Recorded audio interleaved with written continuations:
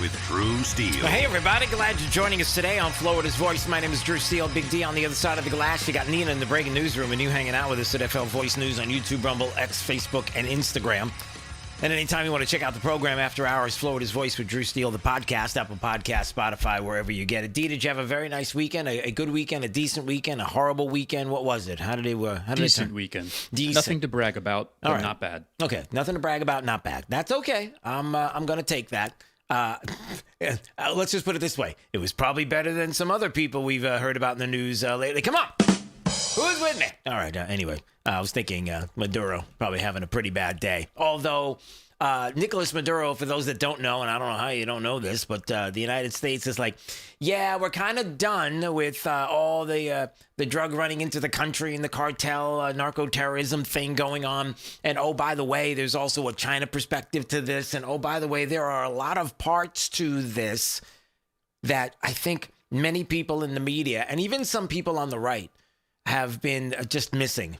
I don't know if it's blatantly. I don't know if it's just, it's easy to just scoop into the, isn't it nice that we got rid of a socialist communist that's running a country? Well, there's a little more to that part. Aren't you glad that there's going to be freedom and democracy in Venezuela? Yes, but there's more to it. And for those like on the left who all weekend long, and listen, I talk to people on the left. I talk to people on the right. I'd say some people in the middle, but there's no such thing as anyone in the middle. It's really not. If you think you're in the middle, you're really on the left. But I talked to a lot of people this weekend, and all of them said the same thing about how awesome it is that Nicolas Maduro, it was him and his wife, through what was one of the most incredible and remarkable ways that you can extract someone from their country, the leader of a nation who we were able to get in there with the military and get out. And it was almost as if we had some help. Like it just couldn't have been this easy. Yes, we are the amazing fighting machine of the United States. You better believe it. Thank you. Yeah, there's no doubt. And we are certainly, when it comes to our military prowess, head and shoulders above the rest. There's no doubt. But man, there was this conversation I was having over the weekend. And again, you may feel differently about everything I'm going to say today, but I'm just giving you all the different parts of the discussion of the Maduro capture from conversation I've had in the past 48 hours. It's almost as if there were people on the inside who were like, yeah, we'll help you. Like, don't come in here and take us as well. We'll help you get him. I don't know if that makes sense, but we'll get to that coming up in just a little bit. But on top of all of this, as we are mentioning it, you even have Maduro himself, who apparently was shocked, I tell you, shocked that the United States of America has so many rights for some of the worst criminals like him. No, I'm not kidding. Like, this was something that our own Eric L. Daw, D-A-U-G-H, Eric Daugherty had put up on his account. And he's like, hey, check this out. All of this stuff from the judge translated to him by an off-screen translator. This is Manhattan Federal Court, as you had Nicolas Maduro and his wife pleading not guilty. He said, I am innocent, I'm not guilty, I'm a decent man. Okay. But anyway, here's Paul Morrow from Fox News, who is talking about what was going on in the federal courtroom a little earlier. And don't miss what he's saying. Check this out. All of this stuff from the judge translated to him by an off-screen translator to ensure that he understood. He said he did. Interestingly, he said after the judge read him a version of Miranda rights and included the fact that he had the right to potentially be released on bail, Maduro said he was unaware of those rights. And it struck me that he's coming from a very different legal system, because it seemed like he had never even conjured the notion that he's entitled to an attorney. He may be able to apply for bail. How about that? So here you have someone who is captured by the United States, brought to this country, to be tried under drug charges, which, by the way, there's been a bounty on his head for the longest time, even when that other guy was president of the United States. Did you know that? Yeah, that guy. And they had no care in the world about trying to go after him. I mean, why say there's a bounty on someone's head for the capture of said person because they do all these bad things if you're going to be like, nah, leave him alone. No, we're good. It's just the bounty makes us look tough. And then President Trump comes along and it's like, hey, can we get the bounty guy? Yeah, let's do that now. And everybody's like, wait a minute. So Paul Morrow, who I like a lot because he's just I don't know if I've ever heard of a Fox News contributor like Paul Morrow, who's very New York, very Italian New York, who's like, you can't believe this. I went to the sandwich shop and they thought they was giving me this sandwich that had a lot of meat in it, and there's barely any meat in there. And I'm like, whoa, where's the meat? You know, like that kind of thing. And he's like, is that wrong, D? I mean, you didn't get that impression at all. Like that's who he's just this average everyday. Did you play him? I didn't hear him. Oh, you didn't? The dude I was just playing just now. That's Paul Morrow. You didn't hear that? Oh, no. Busy working here, Drew. All right. Well, you could have said that. But anyway, so, yeah. So Maduro himself was like, wow, this is how you all do it in the United States? You mean even the worst criminals get rights? Usually you're lucky to leave this building in Venezuela if we feel like it. Like, is that what you're suggesting? Allegedly. I'm just saying, I don't know. So he's stunned. Everybody's like, what in the world's going on here?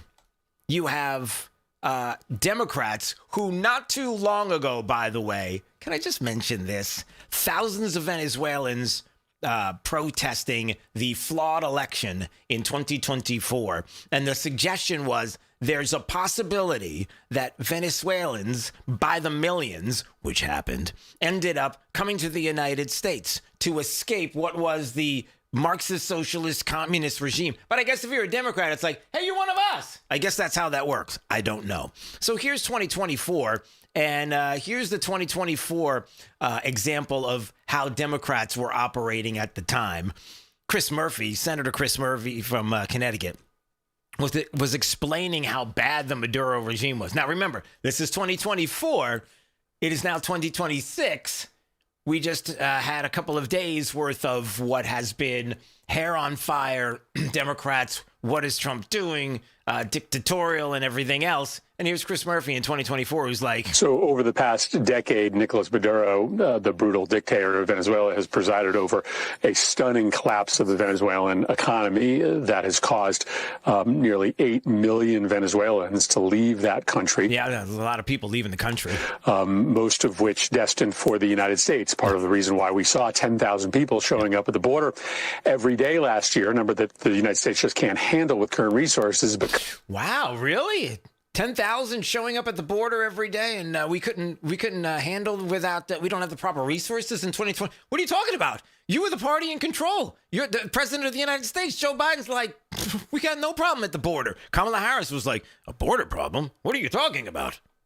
Seriously. Because of the meltdown of the Venezuelan economy. And so it's no surprise that in the election that was held this week, Maduro clearly lost.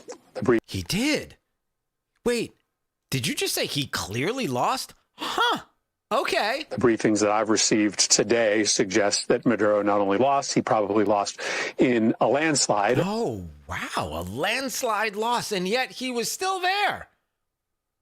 I thought you Democrats hated the idea of someone overstaying their presidential welcome. I thought that was a bad thing for you. Now all of a sudden it's like, I guess it's happened. Nothing to see here. I guess we just move along. And is attempting as we speak to steal the election. Wow. All right. So he's attempting to steal it. I thought you all were against people trying to steal the election. I guess the problem was when you were against someone trying to steal an election. It was actually you all, allegedly, who were doing it. If he's successful, not only will Venezuela continue to spiral into political and economic chaos, but you will see more people come to the southern border. Yeah. Maduro is now in a corner. Yeah. We're working with our allies and our partners in the region. Yeah, it didn't go very well, did it? So it's just an interesting dynamic when you hear Democrats at the time talking. And then now with President Trump, who made a decision when you have a bounty on someone's head because of the drug trafficking that was coming out of the country and the death of who knows how many American citizens. And it kept happening and happening and happening. And people were like, hey, can we do something about that? And the president's like, yep, we can. And we did. And now all of a sudden you're confused. But before we focus on that once again, let me just say this. A couple of things about what took place and the discussions that I had with people that were very, very fascinating discussions. And I'm just going to posit this. I'm just going to put this out there and see what you think. Maybe you think the people I hang out with are crazy. In some ways they are. I know them. Maybe you think I'm crazy. I get your texts, your messages on social media at FL Voice News on YouTube, Rumble, X, Facebook, and Instagram. I get them. But I'm just going to posit a couple of thoughts here that I thought were very interesting and provocative before we move on.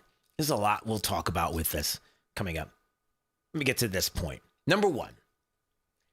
By the way, D, on the other side of the glass, I just want to say, as the ombudsman, I just want to make sure you are available for this part of the conversation. If you're busy and you're not listening to me right now because you're on the phone. I will pop back in for you. Okay, so you're popping back in right now. Okay, good. All right, so number one. You surprised that there were no leaks? Nothing. Nobody knew a thing.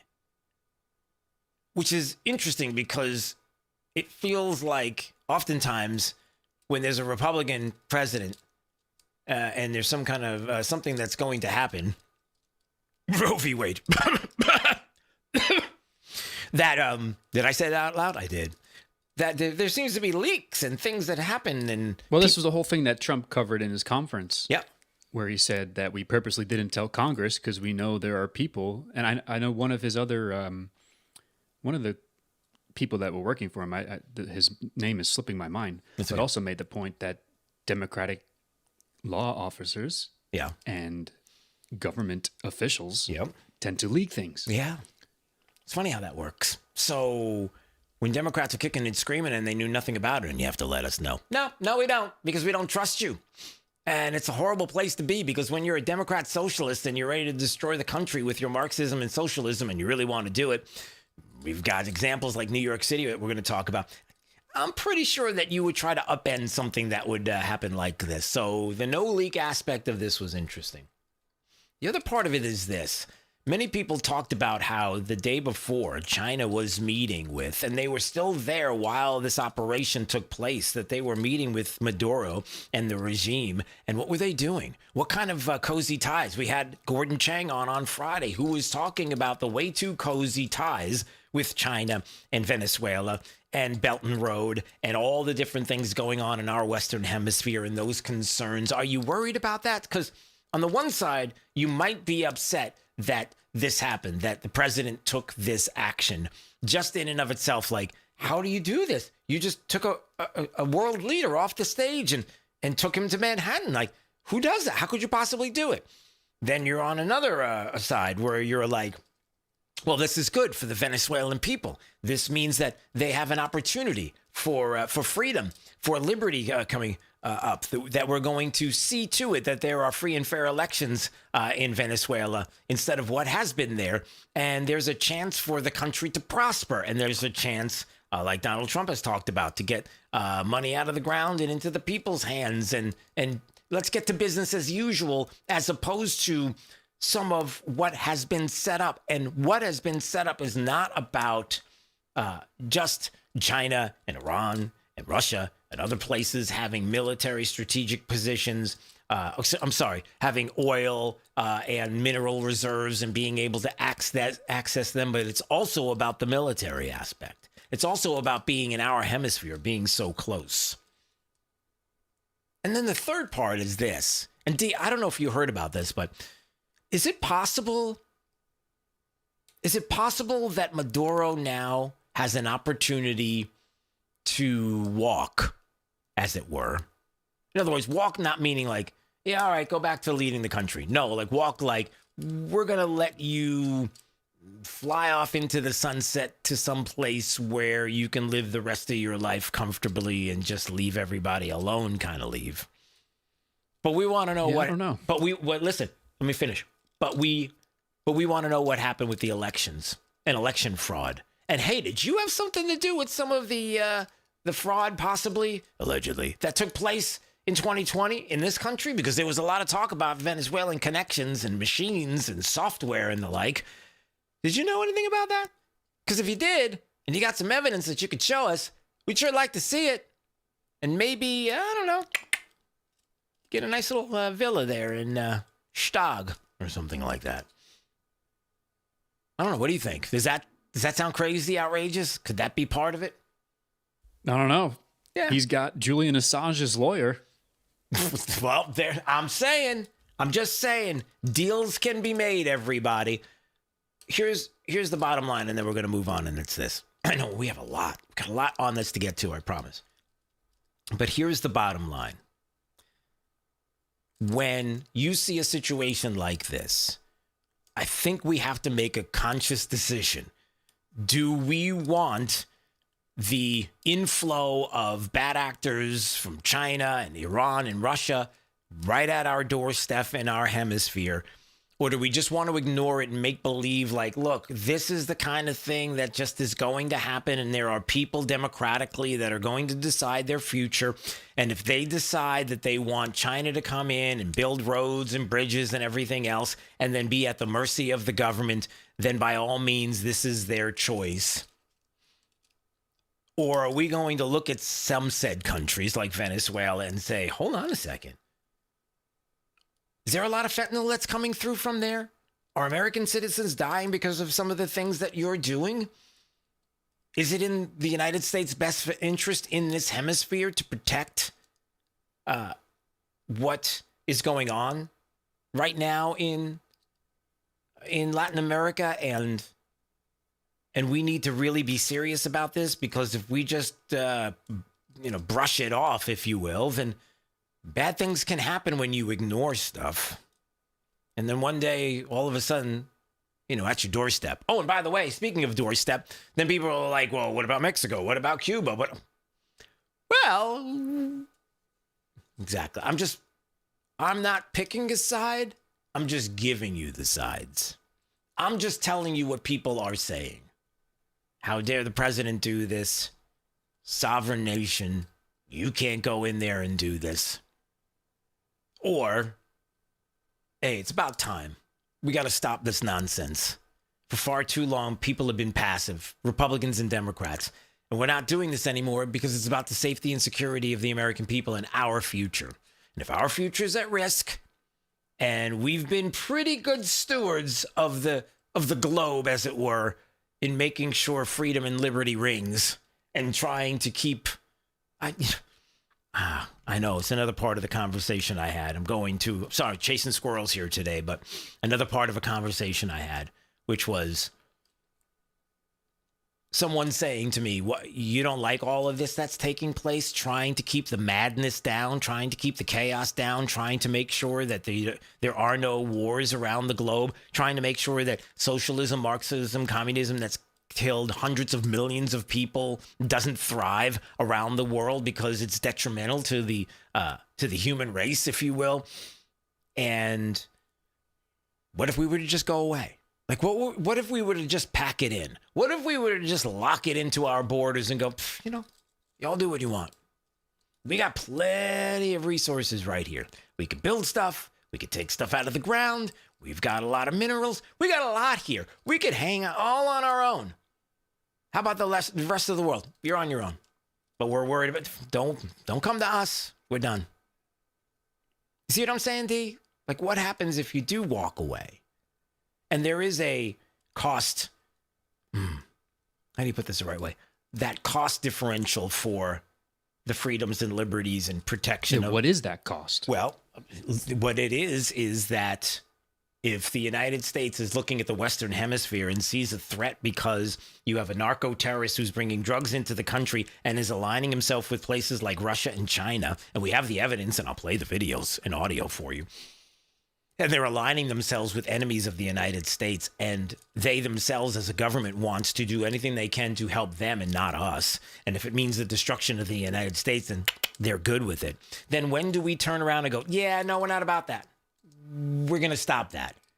That's what I'm saying, that people have said to me. Can we do that? Do we have a right to do that?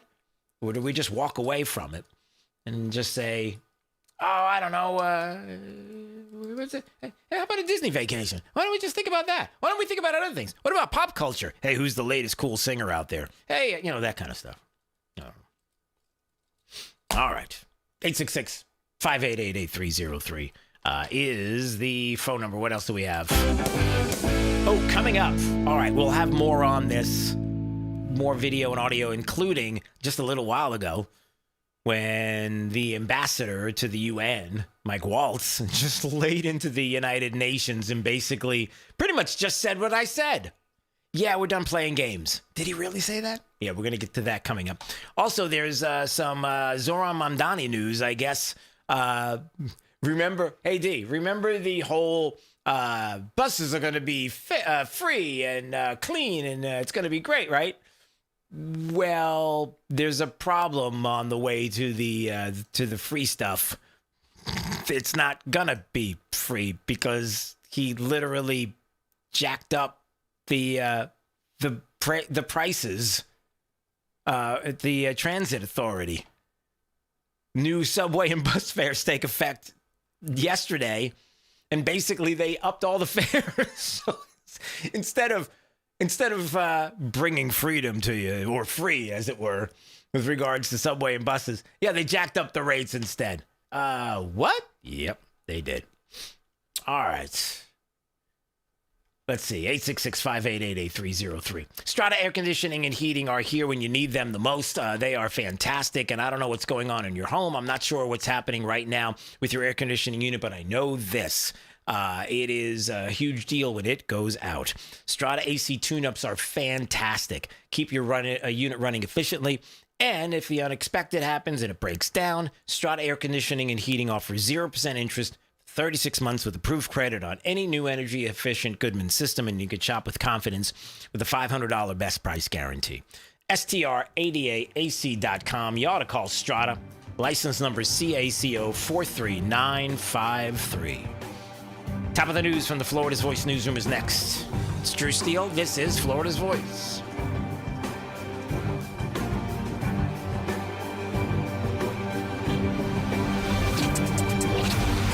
You're listening to Florida's Voice with Drew Steele.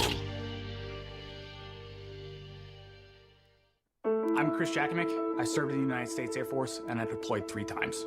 Being a veteran, it's interwoven into your DNA. It is really the absence of the connection and the purpose that can really drive a lot of veterans to some negative thoughts. For those who are in a suicidal crisis, the window of time to save somebody's life is very short. Our duty is to protect ourselves and protect our families. And one way you can do that is store your weapons safely. Store all your guns securely. Help stop suicide. Brought to you by End Family Fire and the Ad Council. Hey, it's Drew Steele, and I have to tell you, when my wife and I talked about getting new kitchen countertops for our house, we know who to call. Rock Solid Countertops and More, 2240 JNC Boulevard in Naples. And they have been absolutely amazing. Hugo and the team are the best. The workmanship has been absolutely incredible. The install was so easy. The process was perfect. Taking everything out, bringing the new stuff in.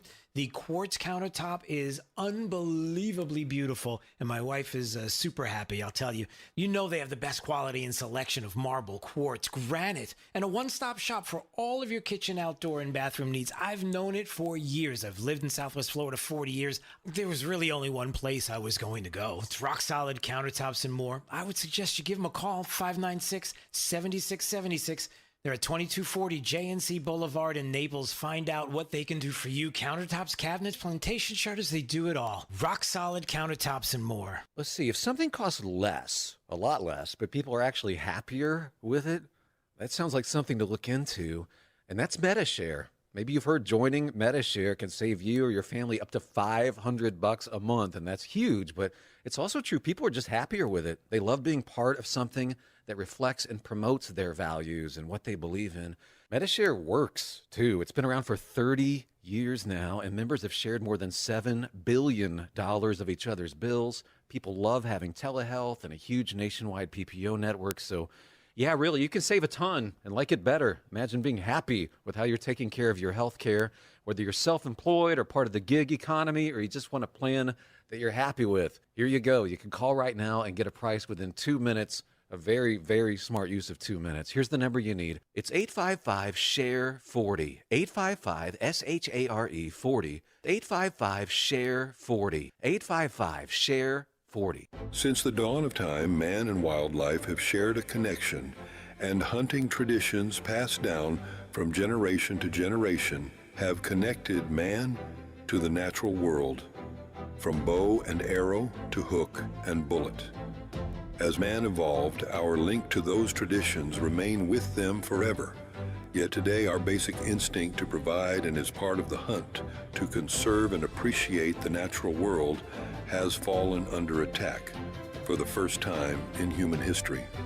The misguided politicians and radical activists pushing an agenda to end hunting as we know it, or leading a war against our heritage and their misguided policies and protests.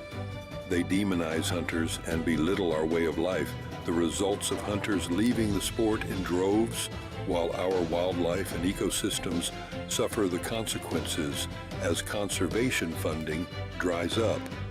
Named after the father of the North American model for wildlife conservation, the International Order of T. Roosevelt is fighting in the arena to protect and expand the rights of hunters everywhere.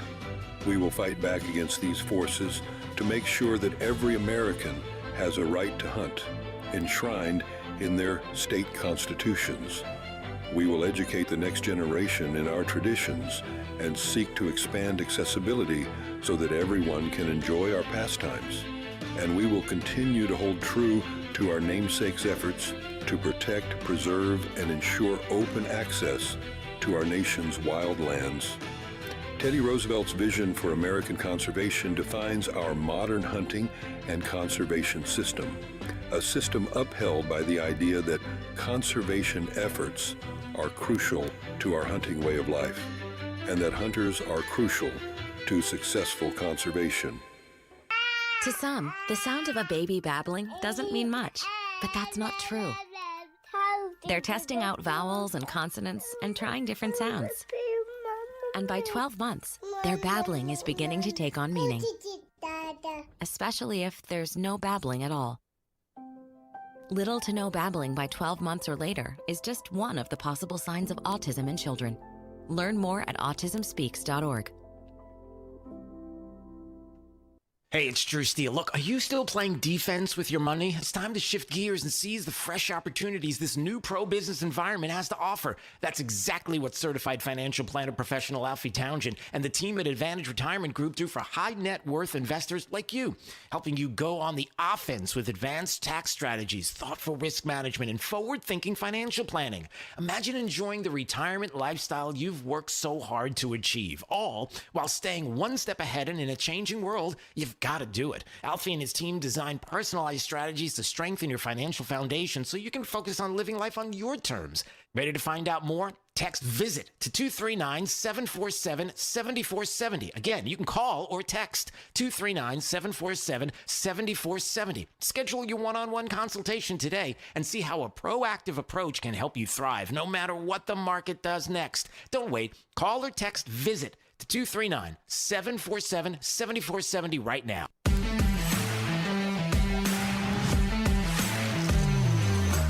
Now, back to Florida's Voice with Drew Steele. All right, anytime you want to watch it, FL Voice News on YouTube, Rumble, X, and Facebook. Anytime you want to check out the program after hours, Florida's Voice with Drew Steele, the podcast, Apple Podcasts, Spotify, wherever you get it. All right, top of the news from the Florida's Voice newsroom right now. Top of the news, Florida's headlines now. And in the newsroom today, it is Anita Padilla. AP's in the Florida's Voice newsroom. She's got the latest. What's up? Hey there, Drew. Topping the news right now, the massive war chest that Florida Congressman Byron Donalds has on hand. And this is in his bid to become the state's next governor. The Trump-endorsed Republican announcing his campaign and allied PAC has raised more than $13 million in the final quarter of 2025, bringing his total for the year to $45 million. The donations came in from 8,000 supporters, and it marks Donald's strongest fundraising period so far. The Naples Republican has also lined up some major endorsements. The biggest one, of course, from President Donald Trump, but also from others like Elon Musk, several of Florida's top sheriffs, and most of the GOP caucus in Tallahassee. With Governor Ron DeSantis' term limited, Donalds is emerging as a clear frontrunner in the 2026 primary. And speaking of Governor Ron DeSantis, he says Florida has passed a major milestone in the state's immigration enforcement. DeSantis announced that a joint state and federal operation has now led to more than 10,000 arrests of illegal aliens across the state. He spoke from what he called a deportation depot in North Florida, saying that the effort acts as a force multiplier for federal authorities. And he said nearly 2/3 of those arrested had prior criminal records, including violent and sex offenders. Florida is currently the only state requiring all of its county sheriffs to participate in federal immigration partnerships, a model that he says should go national. Florida's GOP turning up the heat on Democratic Congressman Jared Moskowitz, showing voters that he sides with Washington liberals and not Florida voters. Republican leaders this week launched a new website. It's called outoftouchmoskowitz.com. It's aimed at highlighting his voting record. Republicans say that he sides with Washington Democrats on taxes, energy policies, and social issues rather than Florida voters. The party also criticized him for opposing restrictions on taxpayer-funded benefits for illegal aliens and not for condemning a fellow Democrat facing federal charges. All right, coming up at 4:35, ousted Venezuelan dictator Nicolas Maduro appears in a federal court in New York City, pleading not guilty to drugs and weapons charges, claiming he was kidnapped from his home. And back here in Florida, top Republican lawmakers are praising his capture, calling it a turning point for Latin America and a major win for U.S. and global security. I'll have the latest from the courtroom and from Capitol Hill straight ahead at 4:35. I'm Anita Padilla, the news director here for Florida's Voice. Drew, back over to you. All right, AP, we appreciate you there in the Florida's Voice newsroom. Anytime you want to check out the stories that they are working on, it's simple. FLVoiceNews.com. That's the website. It's Florida's Voice. And you can go there right now. Speaking of right now, all right, coming up, scheduled to join us, Congressman Mario Diaz-Balart. Oh, I want to get his take on everything that has transpired, because there's a lot to dig into. And I may even bring up some of the things that I was talking about on the last break, because I'm interested in his thoughts on that. And also a couple of other things that we are watching, including Governor Tim Walz, who is apparently not going to be governor for much longer because he's dropping out of the 2026 race. I wonder why he would do that. Why would Governor Walz drop out? And oh, by the way, in one of these tender moments of letting people know that he's not going to run for re-election in 2026, he tells the press he's going to take questions and then doesn't take any questions. I'm proud of the way we treat our neighbors. I'm proud of the way that we welcome people to this state. I'm proud of the way that we innovate. And I'm proud of the way that we are optimists for the future. No one's taking this away from us. Not the fraudsters. Certainly not this president. Not on my watch. Tomorrow, I'll be back with you. I'll give you an update on America's best paid family medical leave program that is now a week into it. And at that time, I'll take all your questions. Thank you all. Yeah, but you told us you were going to take them now. More tomorrow. Appreciate it. Thank you. What? Wow. All right. See, the press is like, wow, wait, what? You said you were doing a press conference here, and all you did was made a speech about how, everything is great in Minnesota, and Trump's bad. Of course, you got to throw that in. And I'm not taking any questions, and the reporters are like, this is why sometimes we don't appreciate you. When you don't take, or you say you're going to allow us to ask questions, then you don't take any. Oh, and by the way, Are you sure Minnesota's in good shape? I don't know. I'm thinking with all the fraud. Yeah, we can have a conversation about that. But there's more audio and more on this coming up in just a little bit. But first, 866-588-8303 is the phone number. All right, Congressman Mario Diaz-Balart, who is very, very busy, but we appreciate the fact that he's got a few minutes to join us on what is a momentous day here. I mean, I didn't have this on my 2026 bingo card to start the year. I have to be honest, but it's it's kind of a good thing. First of all, how are you, sir? Well, I'll tell you what, Drew. This is a momentous week, all because of President Trump and our men and women of the armed forces and law enforcement. You know what the world witnessed. And it's it's fascinating that we live in an era where there's videos even, right? Yeah. Just people filming it. Is really one of the most masterful military operations in the history of this planet. It's we always think about the raid on Entebbe, right? That there are movies made about that. Well, this one is I think even more impressive than that, and the fact that not one American soldier, service member was lost is almost hard to believe. But the reason it happened is because we have a commander in chief who's been rebuilding our military, who our military look up to. And by the way, credit goes to the Secretary of State, the Secretary of War, the chairman of the Joint Chiefs of Staff. This is an amazing operation. And the fact that you have lefties out there really defending Maduro, which, by the way, doesn't surprise me, but it's just like, if President Trump had done this, and as opposed to Maduro, who was the head of a narco cartel, but using force and violence and terror took over a country. If it would have been El Chapo, who, did the same thing in Mexico, and the president would have gotten El Chapo because there's a court order, as there is for Maduro, and the Democrats would have been defending El Chapo because they are defending the indefensible. That's the era that we live in. But I'll tell you what, God bless the president, God bless the U.S. military, and this an amazing country. But I hope we take in what we've been witnessing in these last few days, including obviously today, which I did not get a chance to hear it, but I will eventually, when you have this narco-terrorist and his narco-terrorist partner, his wife, in front of a U.S. judge.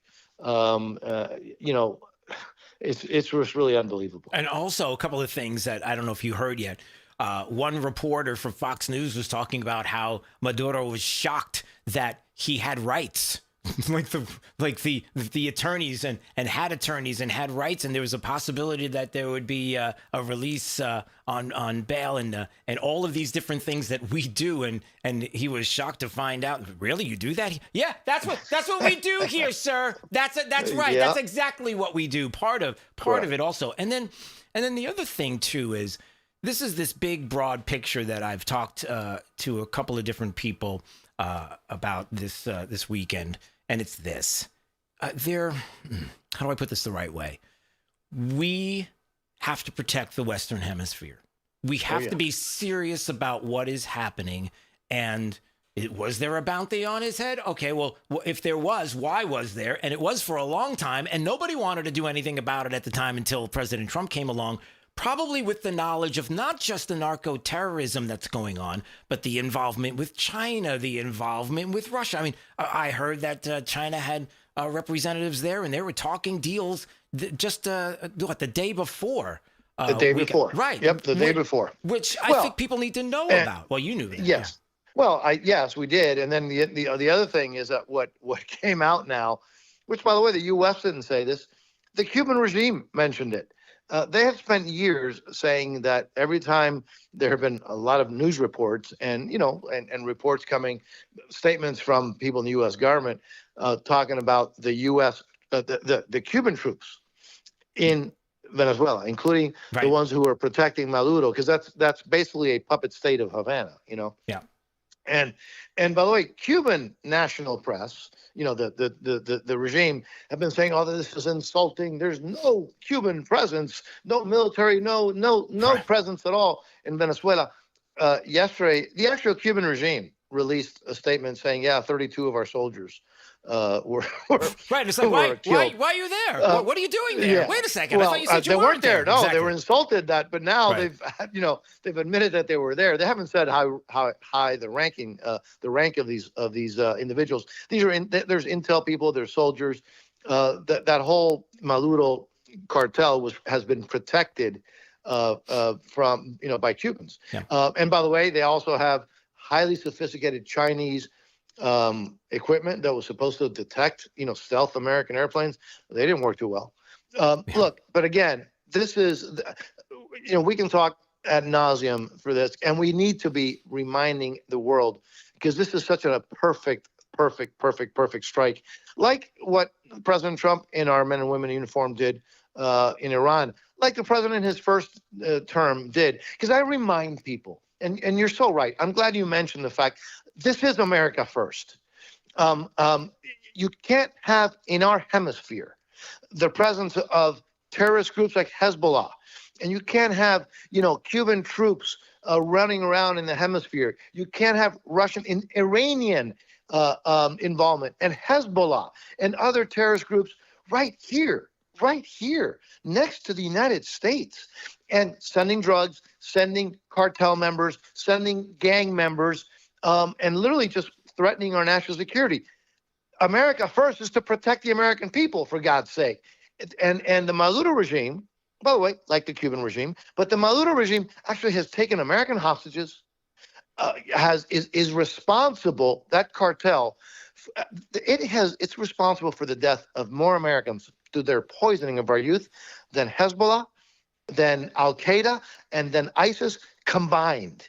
And so this is America first. I am so proud of our president. Look, I've worked very closely with this president on a lot of issues, particular on the Western Hemisphere issues, including working with this president very recently in this term on Western Hemisphere issues. I could not be more proud. I could not be more impressed. This is a president. This is the president that is saving the country, and by saving this country, he's saving most of the world. Yeah. Well, listen, I appreciate a few minutes of your time. We're up against the hard break, so we've got to run, but look forward to having you back, and certainly maybe even to talk about in the future what's next. I mean, in Venezuela, a lot of work to be done, but I know that they are happy. I know there's joy there. There's hope there. We've brought hope back, and an opportunity for people to thrive. And when we talk about a country that not too long ago was discussed as one of the richest, and then what ended up happening, and you can see for yourself if you go look to find out the history of Venezuela and what has happened since this regime took over as compared to before. So there's so many different things that we will get to. But Congressman Mario Diaz-Balart joining us on Florida's Voice. Always appreciate a visit. All right, sir. We'll see you. Thank you, sir. God Take bless. care. There he goes. There's a lot to come. There's a lot to do. But there's no doubt that there are these are big decisions. Big decisions have to be made. Talk Western Hemisphere, China, Russia, Iran. It is happening. Don't make it seem like it's not. If somebody says, well, what about Cuba? What about Mexico? You want to have that discussion? Again, do you care about the safety and security of the American citizen? Do we have people that are doing things nefariously to hurt and in most cases kill American citizens? Are there people, are there regimes, are there countries that are doing this? And what are they doing to stop it? And if they're not doing anything to stop it, then we have to have some serious discussion. Is it the same thing like what just took place? No. But you got to recognize it and have the very serious discussion soon. You're listening to Florida's Voice with Drew Steele.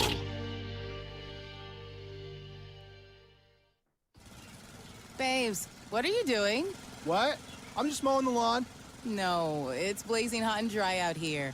Don't you remember? Smokey Bear says. Avoid using power equipment when it's windy or dry. Where'd you learn this? Oh, it's on SmokeyBear.com with many other wildfire prevention tips. Right.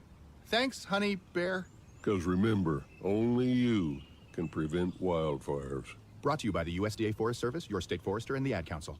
All right, son. Time to put out this campfire. Dad, we learned about this in school. Oh, did you now? Okay. What's first? Smokey Bear said to. First drown it with a bucket of water, then stir it with a shovel. Wow, you sound just like him.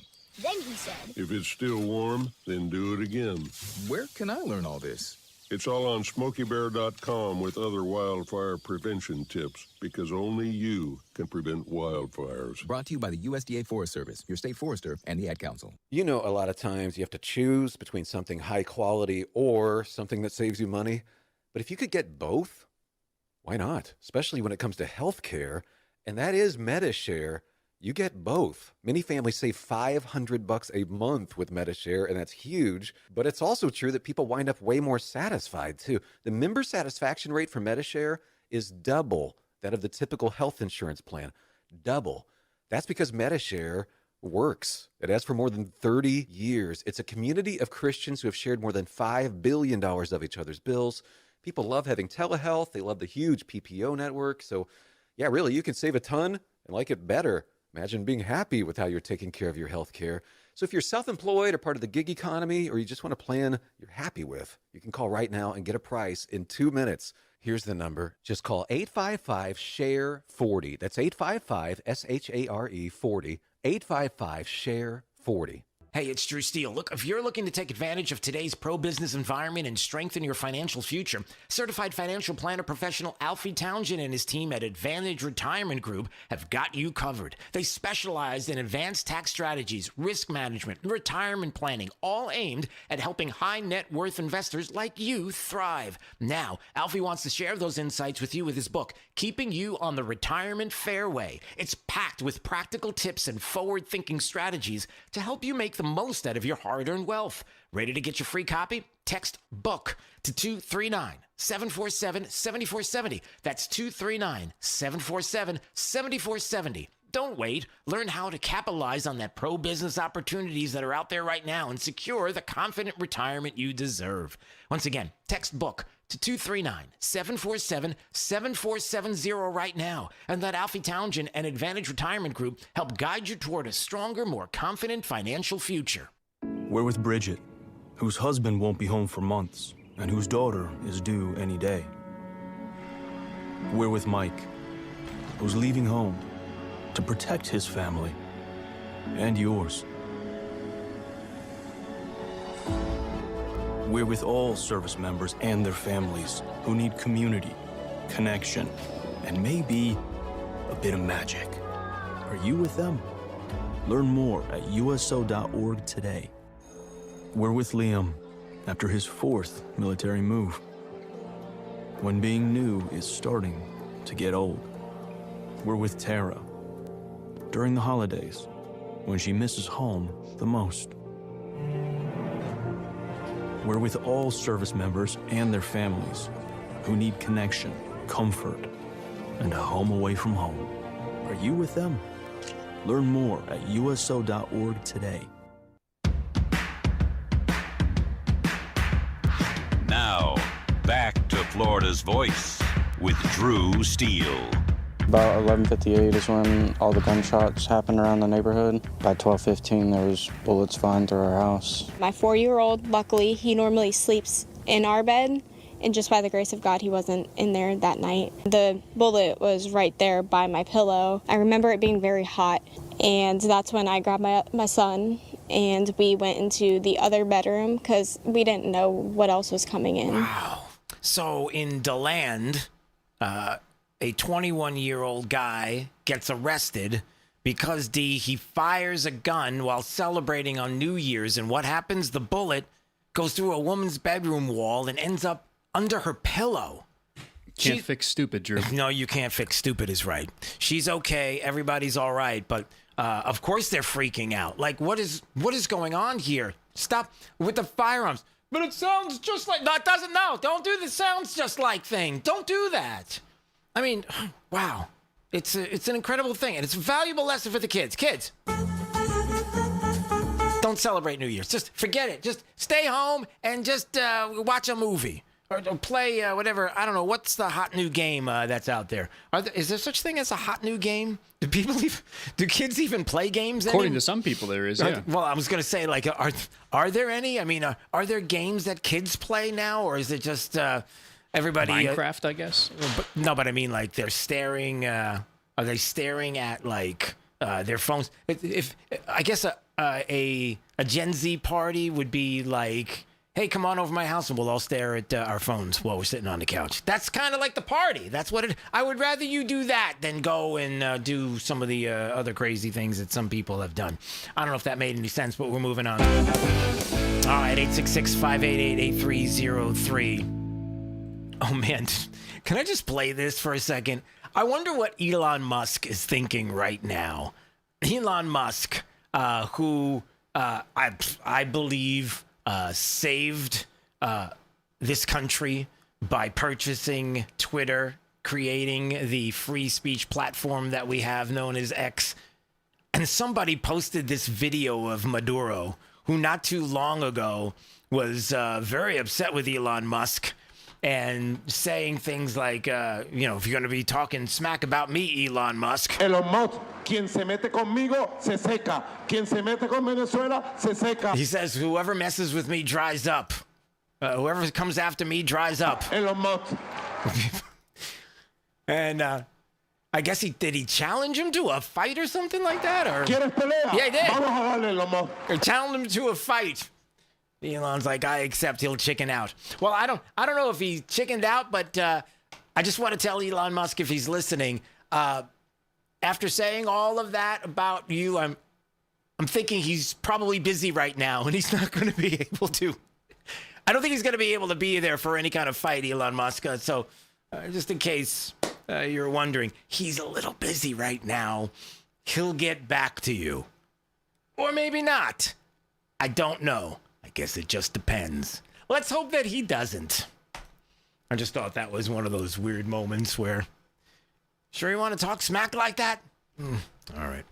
I'm talking about Maduro, whose life is a whole lot different right now, especially considering he's at a Manhattan courtroom today and telling everybody he's not guilty, and a little more on that too, because coming up, Michael Walz is UN ambassador to the United Nations. And man, did he have some things to say just a little while ago. And it had to do with what we are done with. We're done messing around. It's our hemisphere. We're done playing games. For far too long, people have been passive about what has been going on in our hemisphere. Yeah, we're kind of done now. We're gonna fix that. So we'll play that audio coming up. All right, anytime you want to watch NFL Voice News on YouTube, Rumble, X, Facebook, and Instagram. My name is Drew Steele. It's Florida's Voice.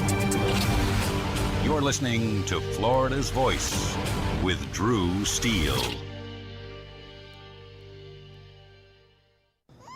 It's 4 a.m., Monday, and you're literally sucking baby snot through a tube because she's congested. Man, that's love. And if you love her that much, love her enough to make sure she's buckled in the right car seat. To make sure your child's in the right seat for their age and size, visit nhtsa.gov/the right seat. Show them you love them. Keep them safe. Visit nhtsa.gov/the right seat. Brought to you by the National Highway Traffic Safety Administration and the Ad Council. You let him try violin because you love him. And if you love him that much, love him enough to make sure he's buckled up and in the back seat. Find out more at nhtsa.gov/the right seat. Brought to you by the National Highway Traffic Safety Administration and the Ad Council. I don't think that many kids in my son's school even do it. No way. No way. No way. No way. My kid would never vape. Get your head out of the cloud. Talk to your kid about vaping. Visit talkaboutvaping.org. You're listening to Florida's Voice with Drew Steele. Florida's Voice with Drew Steele. Congratulations on your show. Congratulations on your new show. Big deal, huh? That's why shows like yours are so important. We have an independent county elected sheriff that's the head of law enforcement in Jacksonville/Duval County, and I know how to work toward making this city safe. We can't be shy about speaking on things such as faith and politics. We have to remember, in a free society, the public square belongs to all of us. I'm not interested in North Florida looking like Orlando or Miami. I love where we live, but I think that good jobs means that people that live in this district can stay in this district. Fishing and hunting is funding a large part of your conservation projects in Florida, and we want to make sure that those are forever preserved. And the problem with this industry at this point is that they actually target our youth. You can see it in their marketing strategies, where it's bright colors, fun names. And that's going to be endlessly litigated. Florida's Voice with Drew Steele. Hey, it's Drew Steele. Look, are you still playing defense with your money? Now might be the perfect time to go on offense and seize the opportunities presented by the new pro-business environment ushered in by President Trump and his administration. That's exactly what certified financial planner professional Alfie Townsend and his team at Advantage Retirement Group do for high net worth investors like you. They create strategies designed to help manage taxes, control risks, and boost your financial confidence. It's a forward-thinking approach that can strengthen your foundation so you can enjoy the lifestyle you've worked so hard to achieve. If you're ready to see how Alfie's team can help elevate your plan, call or text VISIT to 239-747-7470. Again, text VISIT to 239-747-7470. Schedule your one-on-one consultation today and discover proactive strategies to help you thrive in an ever-changing world. Again, text VISIT to 239-747-7470. Don't wait. Let Alfie Townsend and the Advantage Retirement Group team guide you toward a stronger, more confident financial future. I've been dipping snuff for well over 30 years. You know, I could wake up in the morning and have a weird lump in my gums. Guess it's like playing Russian roulette, really. I would love grandchildren. And if by quitting it extends my life some, I would gladly lay it down. Visit tobaccofreeflorida.com to find free resources to help you quit your way. Today, push harder, push forward, push vigorously. There are things that I am hiding from people that I'm trying to inspire. You can do whatever you set your mind to. I feel like a hypocrite a lot of the times. Don't give up on yourself ever. Smoking, I hide it because I'm ashamed of it. I want to get out of the shadow. I want to show people there is light away from the darkness. I am going to quit. Visit tobaccofreeflorida.com to find free resources to help you quit your way. We're with Bridget, whose husband won't be home for months and whose daughter is due any day. We're with Mike, who's leaving home to protect his family and yours. We're with all service members and their families who need community, connection, and maybe a bit of magic. Are you with them? Learn more at uso.org today. We're with Liam after his 4th military move, when being new is starting to get old. We're with Tara during the holidays, when she misses home the most. We're with all service members and their families who need connection, comfort, and a home away from home. Are you with them? Learn more at uso.org today. Hey, it's Drew Steele, and you know I love the Floor Meisters in Naples. Locally family-owned business, 3 generations of Meisters. Listen, what are you looking for? Carpet, tile, hardwood, a Quartec? Maybe that's what you're looking for. And why don't we talk to TJ Meister right now of the Floor Meisters and find out what's going on with Quartec. What's up, TJ? Well, we're just keeping up with the demand for Quartec. Just had to order a truck and bring it in from the west coast of the United States to keep up with all the needs and wants of the people of Southwest Florida. Somebody doesn't have it, give me a call. I probably do. I tell you, I love my Quartec floor. People love it. What is it about it that makes it so awesome? Well, it's waterproof, kid-proof, pet-proof. So if you got a pool, no problem. If you got a dog, no problem. If you got a husband that spills, no problem. Floor Meisters, that's who I trust, and you should as well. 6281 Naples Boulevard in Naples. 239-596-4964 for the Floor Meisters. Let's see, if something costs less, a lot less, but people are actually happier with it, that sounds like something to look into, and that's MetaShare. Maybe you've heard joining MediShare can save you or your family up to $500 a month, and that's huge, but it's also true. People are just happier with it. They love being part of something that reflects and promotes their values and what they believe in. MediShare works, too. It's been around for 30 years now, and members have shared more than $7 billion of each other's bills. People love having telehealth and a huge nationwide PPO network, so yeah, really, you can save a ton and like it better. Imagine being happy with how you're taking care of your health care, whether you're self-employed or part of the gig economy, or you just want a plan that you're happy with. Here you go. You can call right now and get a price within 2 minutes. A very, very smart use of 2 minutes. Here's the number you need. It's 855-SHARE-40. 855-SHARE 40. 855-SHARE-40. Thank you for waking us all up out here, for all you do. And thank you for giving us a voice. For being out there helping keep the constitutional republic. I want to thank you for your support for veterans in the military. Educating us. Standing up for conservatism. Giving us the truth.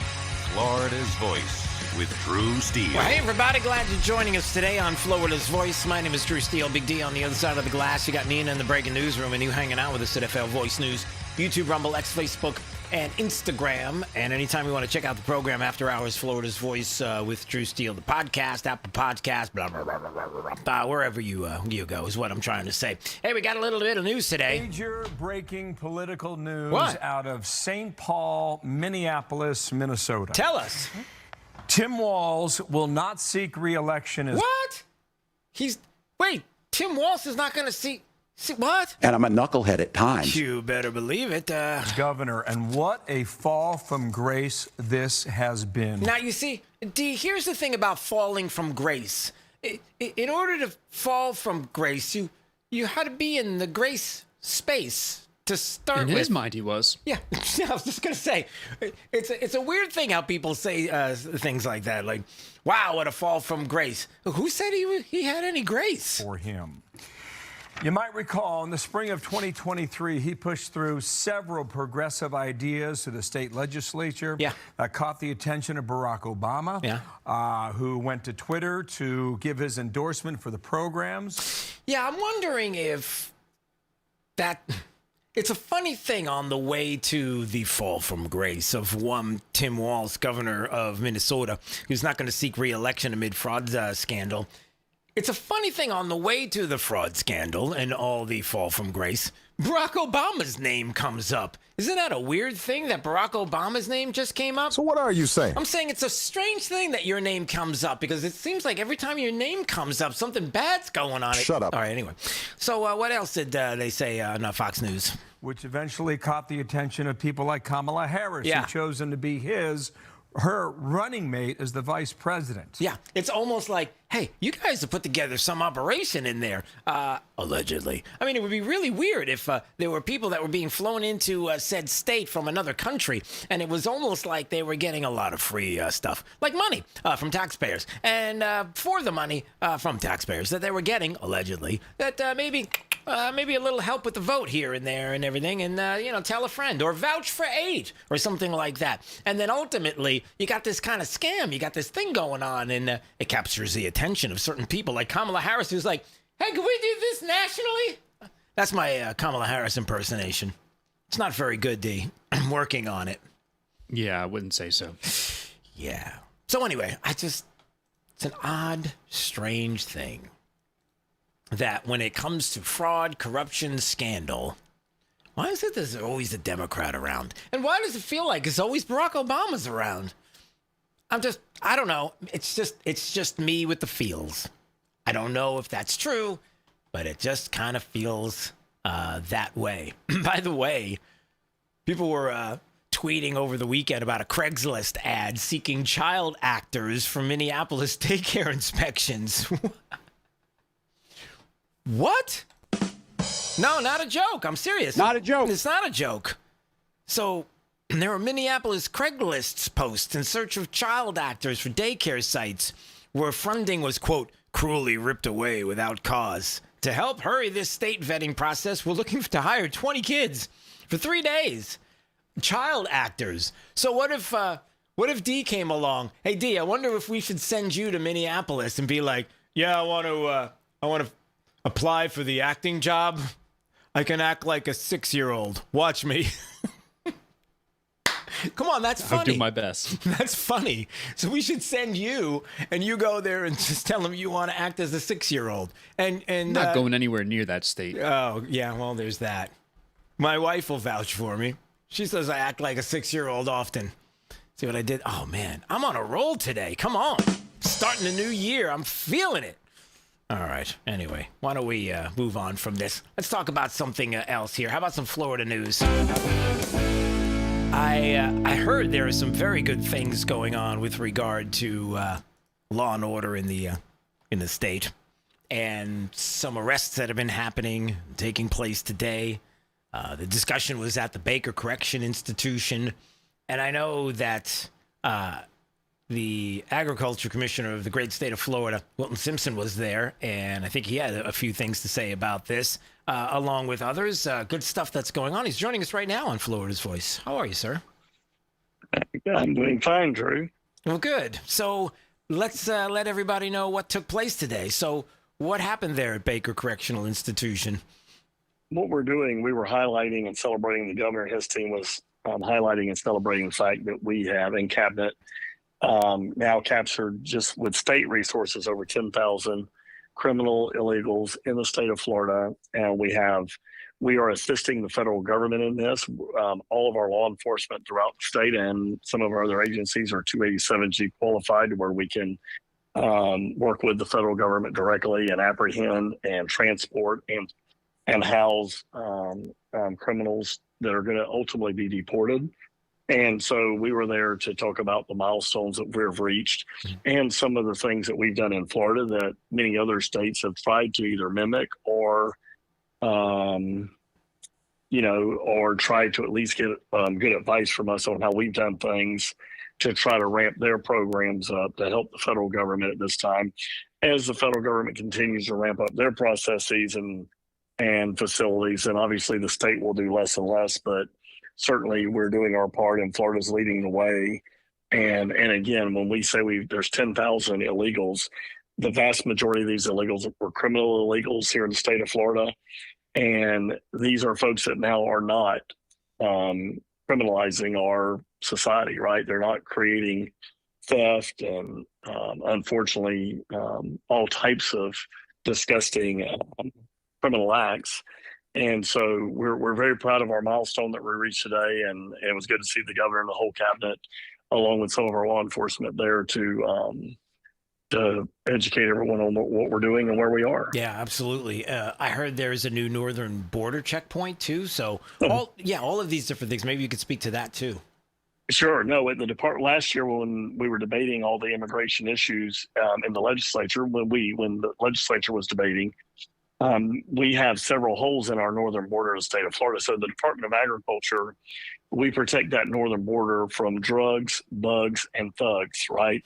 If you're bringing in food that's bad, if you're any type of agriculture products, drugs, we catch those, or thugs, right? We catch a lot of criminal element, human trafficking, illegals of those sorts at our interdiction stations. And so we've had several big holes along that northern border. One of them was at Highway 231 coming in from Alabama into the state of Florida. There are several other arterial roads that also have where we don't have the type of coverage we'd like. And so we're doing two things. We're building a brand new station at 231, which will be the 24th station in the state. Nice. And then at the other roads, we're doing what we call pullover lanes. And we will have roving officers there to pull semis and trucks and trailers over to examine what's in the back end of those and any type of products that are coming in that should be coming through our normal interdiction station. So 12 months from now, we're going to have a lot better handle on those things coming into the state. And of course, anyone with nefarious ideas today knows where those weaknesses are and can exploit them initially. We do have other checkpoints within the state, but it was going to be much better once we can catch them at the border and deal with things at the border of the state of Florida. Yeah, and one other thing, before we move on, is this. I think it's so important that what you mentioned before about other states watching us, mimicking, asking questions, talking about how it is we do certain things. it can't be discussed enough, the coordination, the 287G program and the coordination with law enforcement and how important that is to keeping this state safe and to make sure that we continue to do that well into the future as an example, because that's what ends up happening, right? You have people who are looking at our state, see what we're doing here, and the coordination and cooperation that we have, cooperation being the key word. Because if you don't have the cooperation, either from the local, state, federal level, I mean, there's a lot of this that could not be done necessarily without that kind of good coordination and cooperation, right? That's right. And what happened was under the Obama administration, they gutted the 287G program.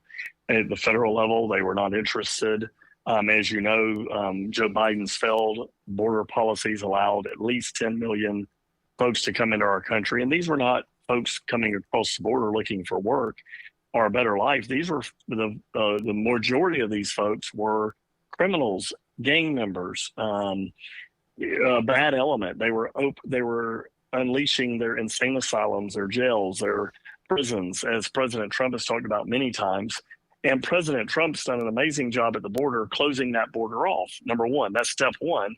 Step two is how do we remove that criminal element from our society?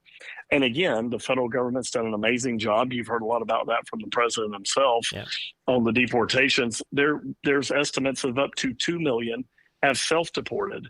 So I think they're really making a substantial win here. And yes, when you think about the federal government has been gutted on their 287G program, the idea that Florida would step up and have beds to be able to house folks, to be able to let our law enforcement act in conjunction with the federal resources that they are continuing to build, by the way, as the federal government continues to build up, our forces at the state level will do less and less. But here's the reality.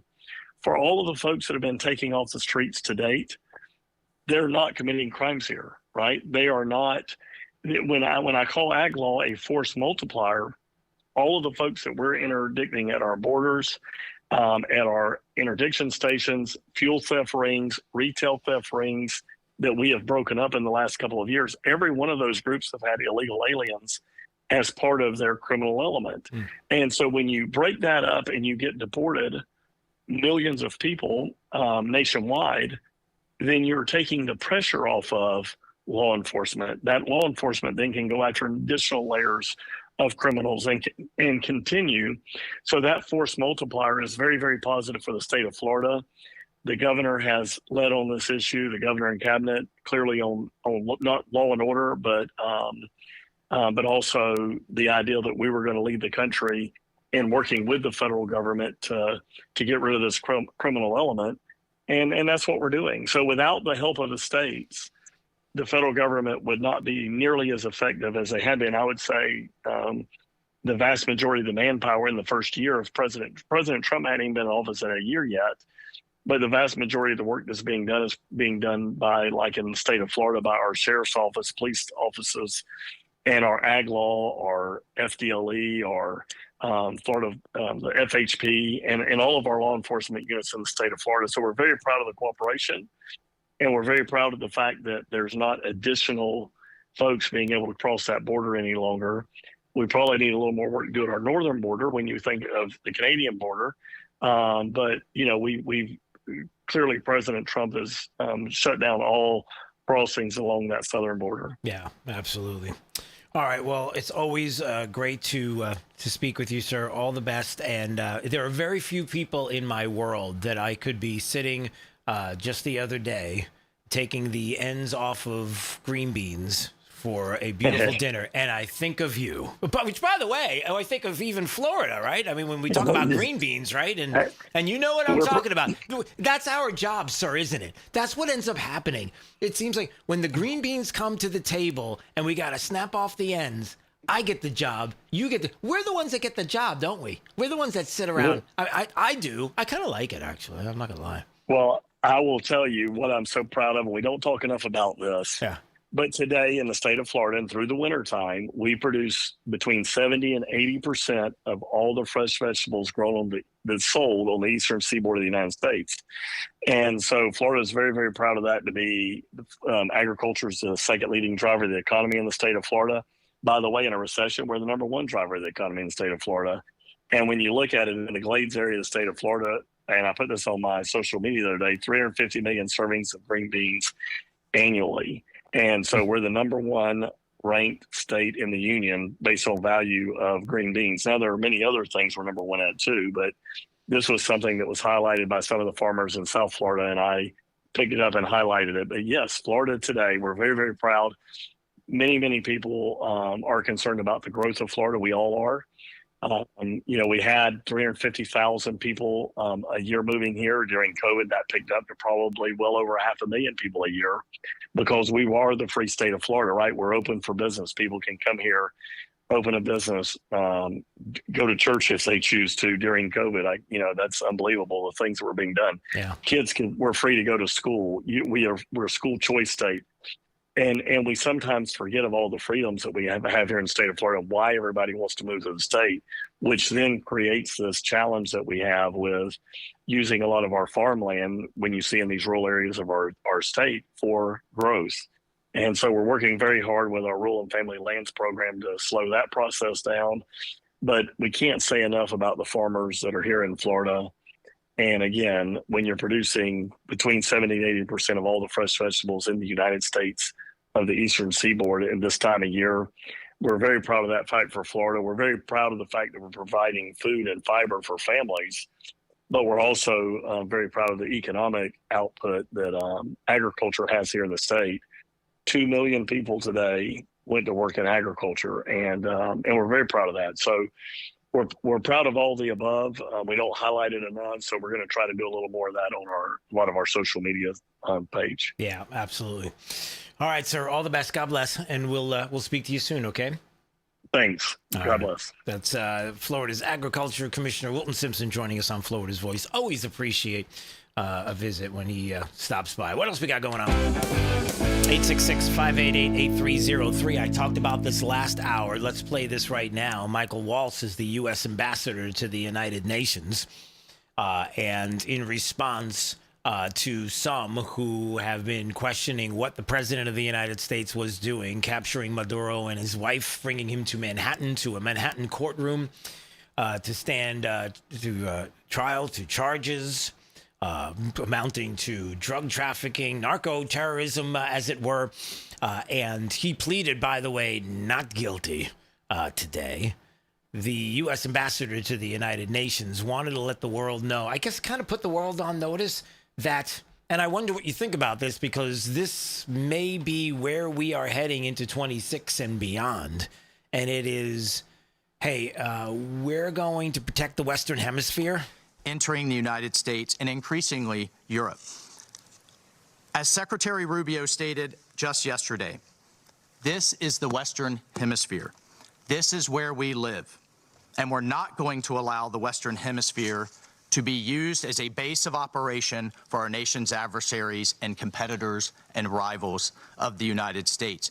You can't turn Venezuela into the operating hub for Iran, for Hezbollah, for gangs, for Cuban intelligence agents, and other malign actors that control that country. You cannot continue to have the largest energy reserves in the world under the control of adversaries of the United States, under the control of illegitimate leaders, and not benefiting the people of Venezuela, and stolen by a handful of oligarchs inside of Venezuela. But it doesn't stop there. Numerous UN and international human rights organizations have issued reports. Yeah, and so he went on to talk about human rights issues and reports that were there as well. So that was Ambassador Walz, who was talking about Maduro destabilizing the Western Hemisphere. And I know there are some that are like, really? Well, there's a lot of destabilizing going on in other places. I mean, look at some of the other Latin American nations that are talking smack, if you will, against the president and the United States. Probably we would be more than happy to bring in China and Russia and Iran and have them there setting up, helping, if you will, just a little bit of help here. Hey, what is it? You need some roads? You need some bridges? You need a port? We would be more than happy to build that. And then, as we talked about on Friday with Gordon Chang, as he was mentioning, don't forget this. You set up the port.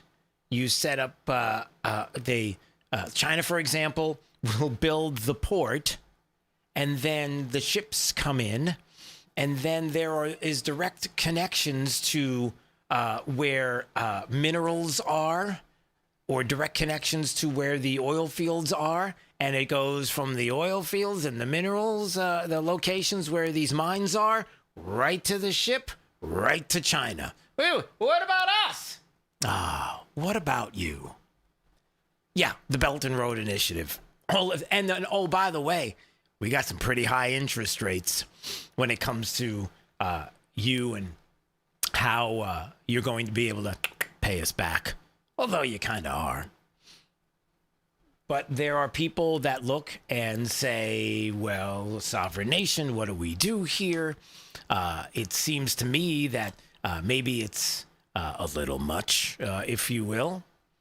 But do remember that it wasn't too long ago that every Democrat, every talking head on lefty media outlets, the great Mays Moore reminding us of this on X, and talking about what they were discussing, I don't know, back in 2019 when... In Latin America, the same pattern. While U.S. public support for Venezuela's self-declared interim president Juan Guaido seems to have diminished, strongman Nicolas Maduro is still in power as Russia's support for him remains steadfast, sending a clear message to the world of America in retreat and Vladimir Putin filling the void. America in retreat and Vladimir Putin filling the void. I just want to make sure, because there's a lot of people out there, when they hear Putin, they think bad. They think horrible. They think wars. They think, well, if he's filling the void, how's that void being filled? Is it with, hold on a second. Oh, I know what it is. It's with sunshine and rainbows. Hey, look at the sunshine and the rainbows. Is that what it is? I'm just asking. And it's remarkable because Vladimir Putin isn't even that popular here in Russia right now because of the bad economic situation and a botched pension reform. So these foreign policy gifts that he keeps getting from President Trump not only make him stronger abroad, but also help keep him in power. So all of these gifts of like backing off of Venezuela and doing anything there and any discussion about what's going on in Venezuela, like as we back off, Russia came in and it's helping to prop him up in a country that is not doing very well in 2019. Weird how things have changed for the media. So which one is it?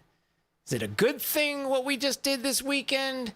And Maduro and the wife, and the charges, and Manhattan court, and having democratically elected officials hopefully there in Venezuela, the people being able to speak? Or is it a bad thing? I don't know. I'm just trying to figure it all out. I mean, I'm trying to figure you lefties out. Good luck with that. All right, Strata Air Conditioning and Heating. They are here when you need them the most. 5-star customer service. They are all about it. StrataAC.com. Maybe you just need a Strata AC tune-up. Maybe your unit's 10 years old or older, and you're like, oh, boy, need to get a new unit. I get it. StradaAC.com. You ought to call Strata. License number CACO 43953. All right, top of the news from the Florida's Voice newsroom is next. My name is Drew Steele. It's Florida's Voice. You're listening to Florida's Voice with Drew Steele. I'm Chris Jakovic. I served in the United States Air Force and I deployed 3 times.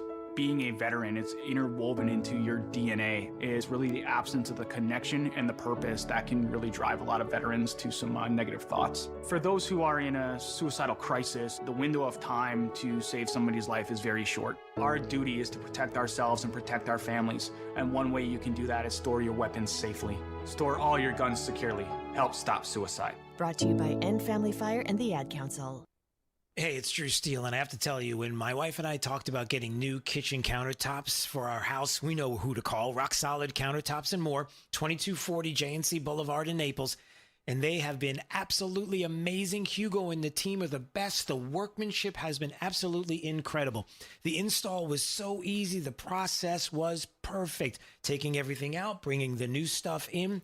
The quartz countertop is unbelievably beautiful, and my wife is super happy, I'll tell you. You know they have the best quality and selection of marble, quartz, granite, and a one-stop shop for all of your kitchen, outdoor, and bathroom needs. I've known it for years. I've lived in Southwest Florida 40 years. There was really only one place I was going to go. It's rock-solid countertops and more. I would suggest you give them a call, 596-7676. They're at 2240 JNC Boulevard in Naples. Find out what they can do for you. Countertops, cabinets, plantation shutters, they do it all. Rock solid countertops and more. Let's see, if something costs less, a lot less, but people are actually happier with it, that sounds like something to look into. And that's MetaShare. Maybe you've heard joining MetaShare can save you or your family up to $500 a month, and that's huge, but it's also true. People are just happier with it. They love being part of something that reflects and promotes their values and what they believe in.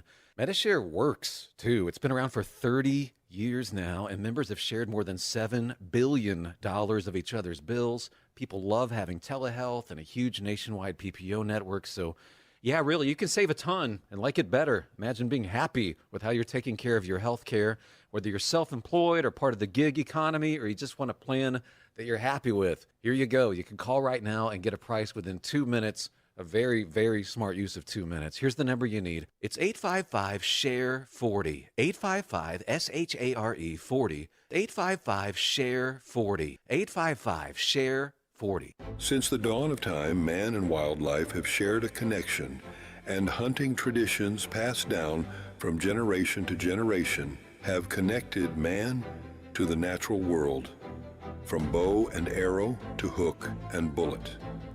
As man evolved, our link to those traditions remain with them forever.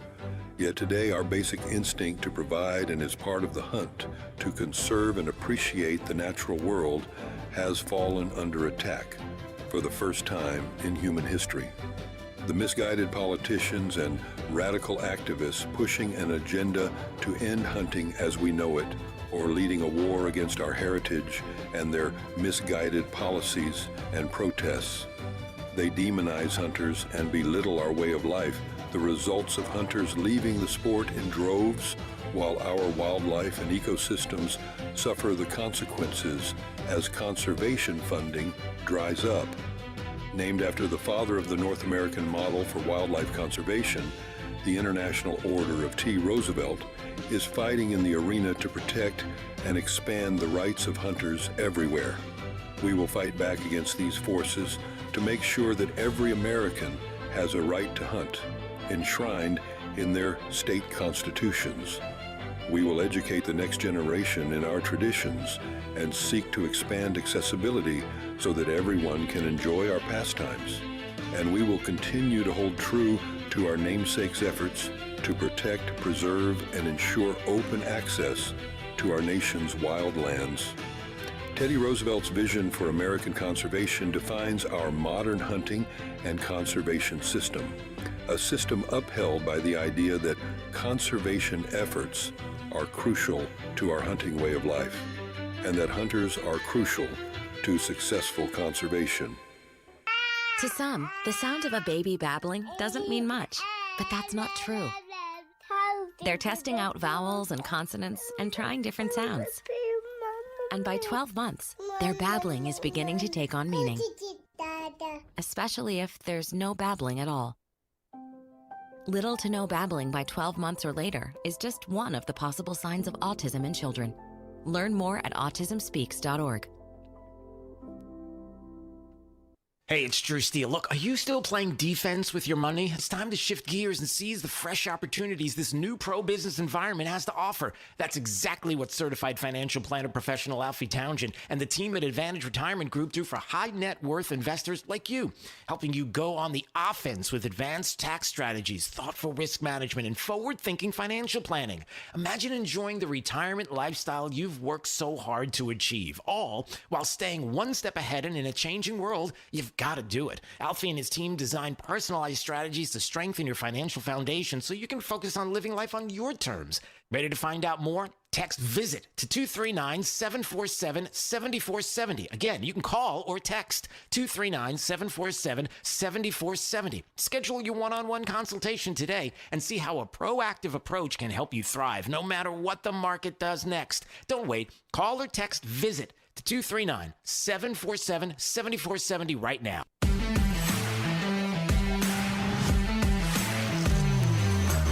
Now, back to Florida's Voice with Drew Steele. All right, anytime you want to watch it, FL Voice News, YouTube, Rumble, X, and Facebook. Sorry, anytime you want to watch... Oh, yeah, and Instagram, too. I forgot about that. Anytime you want to check out the program after hours, Florida's Voice with Drew Steele, the podcast. Sorry, I just had something in my head. I was looking at a news story that we're going to talk about in just a minute. And I made... D, is that weird? I made myself laugh mid-sentence talking about something other than what I was looking at. Because I had a funny thought in my head. It's funny how the brain works. Should I do... So... What do you think about this? Because I could argue with my wife all day about this. I'm talking funny thought. Should I release funny thought out of my head? If I thought it was funny, I feel like you would think it's funny. Should I release funny thought and tell you what I was thinking? Or do you think do you think most of the time I should just keep it in my head? I'll give you the... I'm nervous to say... We should hear it. Yes, okay. You see, that's it. He said I should hear it. He said I should hear it. So I'll be talking exactly about that coming up in just a couple of more minutes. All right, you said it. All right, it's coming up. Top of the news. Florida's headlines. But first, let's do this. Top of the news, Florida headlines. AP Anita Padilla is waiting patiently for me to stop talking so she can report what's going on there in the Florida's Voice newsroom. What's up? Hey there, Drew. Hey. Byron Donalds has some new numbers, and it proves he has a massive campaign war chest in his bid for Florida governor. And Republicans are bringing the receipts on Congressman Jared Moskowitz's voting record. I'll have those stories in just a moment. But first, ousted Venezuelan dictator Nicolas Maduro pleads not guilty in federal court in New York City this afternoon. Maduro and his wife are both facing drug trafficking and weapons charges after being captured over the weekend and brought to the United States. In court, Maduro claimed that he was kidnapped from his home in Caracas, a statement the judge said that would be addressed later. The hearing was brief and procedural, but it does signal a complex legal battle over the prosecution of a former foreign leader. And Maduro remains in federal custody as that case moves forward. Well, Florida's top Republican lawmakers are praising the capture of Maduro. Senator Rick Scott calling him a drug trafficker and a narco-terrorist and said his arrest marks a turning point for Latin America.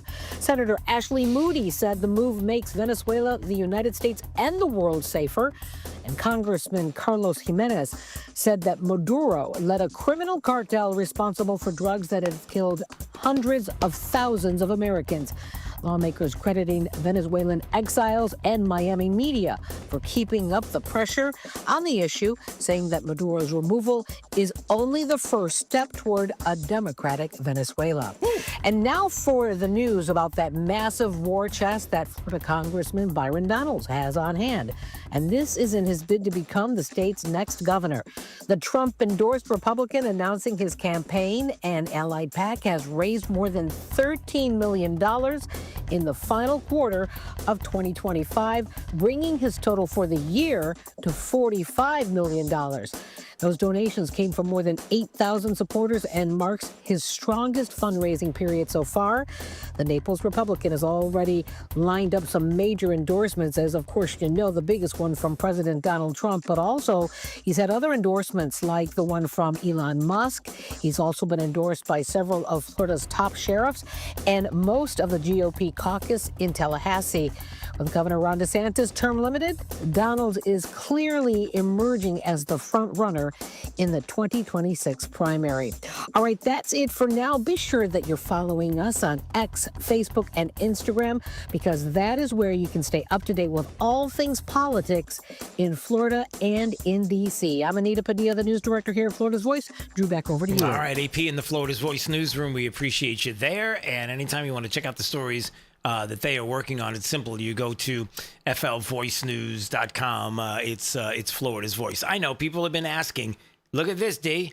Look, here's my giant water jug that my wife got me and said, "You're not drinking enough water." Are you on schedule? Look at this. It says I'm at, I don't know if you've ever seen this, but it actually tells you where you're at. And it says almost there, 5 p.m. So I'm ahead of schedule. The good news is I'm ahead of schedule. The bad news is we're going to need to take a break in a couple of minutes. But anyway, there's that as well. It's a long story, but that's a lot of water to drink. And my wife is terribly happy about it. And that's really what it's about. All right, what else we got going on? You hit me. All right, so here's something you're going to like. This is really funny. So we had the bear hunt here in the state of Florida. And I know this is going to sound crazy. I know this is going to sound weird, but the left is like, it was terribly unsuccessful. It was horrible. It was terrible. It was, what? Of course they got to do that. Let's see. Is this an article here? Florida bear hunt reignites debate as conservationists push for federal protection. And this big long story, and they're talking about the numbers, and they're talking about, bad, awful, ugly. Well, of course, they're going to say things like that. I'm thinking that maybe it's not as described by the left. Luke Hilgeman, our good friend, executive director, of course, at IOTR, International Order of Teddy Roosevelt. Love them. Love him. Always great to see you. I did see you before Christmas. I did say Merry Christmas, but now I can say Happy New Year as we get the new year started. How are you, my friend? I'm doing great, Drew. Happy New Year to you and your wonderful listeners in Florida. And in that intro, right, these crazy anti-hunters thought for sure there was going to be this massacre of bears, right? The Florida bear hunt was going to move forward. And instead of seeing that, we actually had a really successful hunt. 52 people harvested a bear in Florida. You didn't see blood in the streets. You didn't see people parading around with bears on top of their cars. What you saw was a responsible management of a recovered species of bears. And my hat's off to the antis who bought tags and participated in conservation. They helped raise over $1 million to ensure that bears remain on the landscape in Florida. So my hat's off to the anti-hunters for joining hunters across not only Florida, but America, who are the funders of conservation as we know it, allowing these species to, be completely recovered and restored. And now, hopefully, Florida will move forward, as 30 other states have now, with an annual bear hunting season and responsibly managing a predator that, is fully recovered in Florida. How do we do this, Luke? I guess it's all about information, right? It's all about the discussion we're having now. It's about continuing to talk about it, going to states where we would love to have constitutional amendments about the right to hunt and fish. I'm just throwing that out there, too. But at the same time, right, if people don't know or they don't understand what it means, like what you just described, the responsible bear hunt, and people say, well, that's not responsible. How could it possibly be? Because they have these visions of what they think it is as opposed to what the end result is, why we're in this place. For example, Luke, it wasn't too long ago. What was it? I think it was 3 or 4 months ago when we had a man here in Naples, where I live, in Naples, Florida, who was attacked by a bear and was mauled. Again, why does this happen? It was happening because we needed to have this responsible hunt take place. And maybe, why don't we do that before we go any further?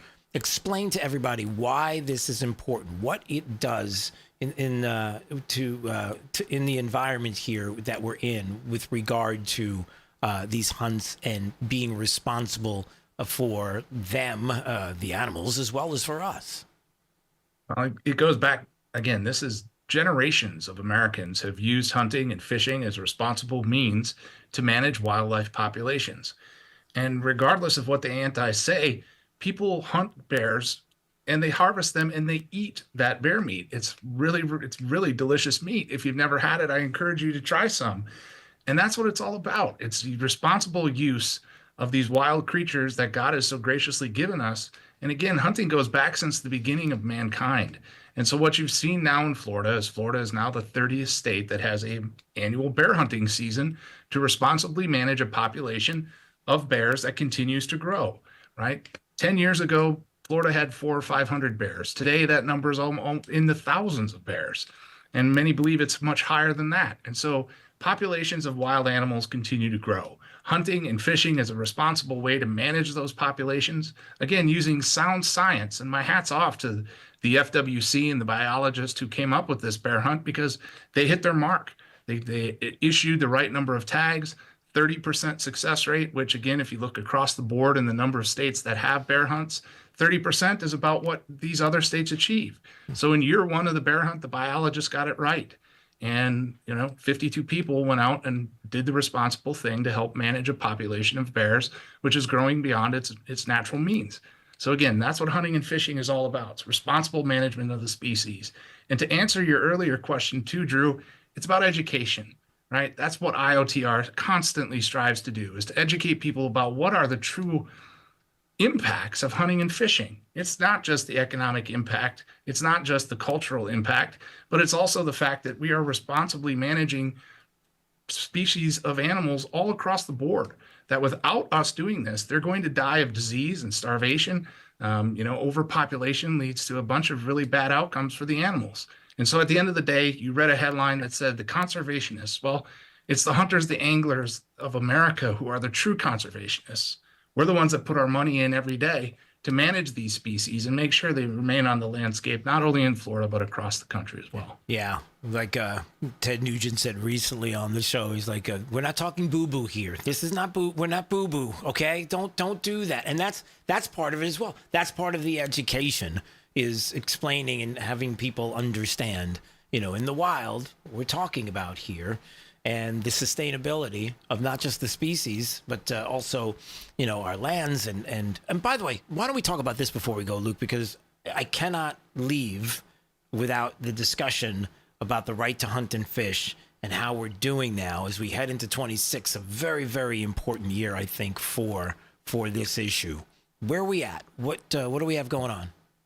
So we have 24 states now with the passage of the amendment in Florida. We are hopeful that our friends in Ohio, as well as New Hampshire, Maine, there are 3 or 4 states that are considering putting an amendment similar to what was passed in Florida on their ballot in 2026. And our goal, again, is the 250th anniversary of our republic. And our goal is to have a majority of the states in this country with a constitutionally protected right to hunt and fish. People can learn more about the fight by joining us at our website at iotr.org. We're also going to be back down in Florida, Drew, and I hope to see you there in April for our annual event, April 24th to the 27th. Come and join us. It's going to be at another world-class Naples hotel down there at Coconut Point. And we hope that we can continue to use the blueprint that we built in Florida to help a majority of the states in the country pass a constitutionally protected right to hunt and fish this year. That sounds great. Yeah, and by the way, for those that are listening and they're like, Maine? Like Maine? Yes, that's what we're talking about. I know. I see you're lighting up and I'm lighting up too. Like, this is, again, part of the education, part of explaining to people that you think a state like Maine, where you're like, well, hunting and fishing, it's like, that's mainstream. Why would you need a constitutional amendment in a mainstream state like Maine, where it's generationally, this is what they do? Because, well, Luke, why? Why don't you explain to people why? Well, because, again, what you've seen in Florida is there is a well-organized, well-funded, and determined anti-hunting apparatus that goes across this country that's trying to take us out of the woods and the waterways of America. And it would instead replace hunting and fishing, which are responsible management tools, with expensive things like, trying to euthanize deer or, go in and ban hunting so that they can then basically go in and try and prevent these animals from repopulating. It's just insanity, Drew. Yeah. And that's what we're doing every day, is educating people about what hunting and fishing truly is. And we thank you for helping us do that. Yeah, absolutely. I'm with you. All right, my friend. Always great to see you. All the best. God bless. Looking forward to our next visit. Okay. Appreciate it, Drew. Thank you. We'll see you soon. That is Luke Hilgeman joining us on Florida's Voice. He is the CEO of International Order of Teddy Roosevelt, doing amazing work there. And I know it is hard to believe sometimes, but the left exists. There we go. He didn't want to say it, but I'll say it. Why in a state like Maine, why would you have to have a constitutional? Because of the left. Because they're not understanding it, because they want to continue to push boo-boo is the bear.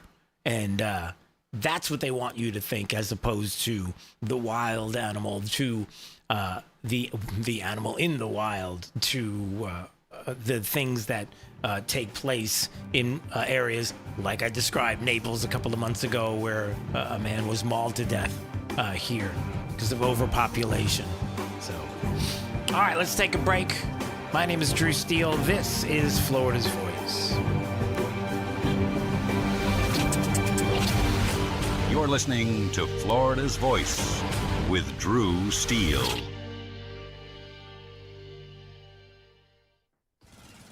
Babes, what are you doing? What? I'm just mowing the lawn. No, it's blazing hot and dry out here. Don't you remember? Smokey Bear says. Avoid using power equipment when it's windy or dry. Where'd you learn this? Oh, it's on SmokeyBear.com with many other wildfire prevention tips. Right. Thanks, honey bear. Because remember, only you can prevent wildfires. Brought to you by the USDA Forest Service, your state forester, and the Ad Council. All right, son. Time to put out this campfire. Dad, we learned about this in school. Oh, did you now? Okay. What's first? Smokey Bear said to. First drown it with a bucket of water, then stir it with a shovel. Wow, you sound just like him. Then he said. If it's still warm, then do it again. Where can I learn all this?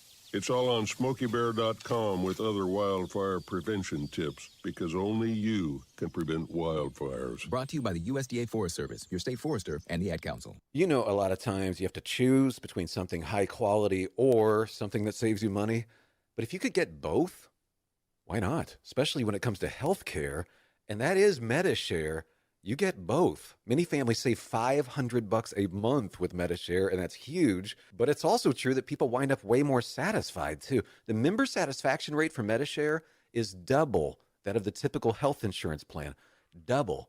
That's because MediShare works. It has for more than 30 years. It's a community of Christians who have shared more than $5 billion of each other's bills. People love having telehealth. They love the huge PPO network. So, yeah, really, you can save a ton and like it better. Imagine being happy with how you're taking care of your health care.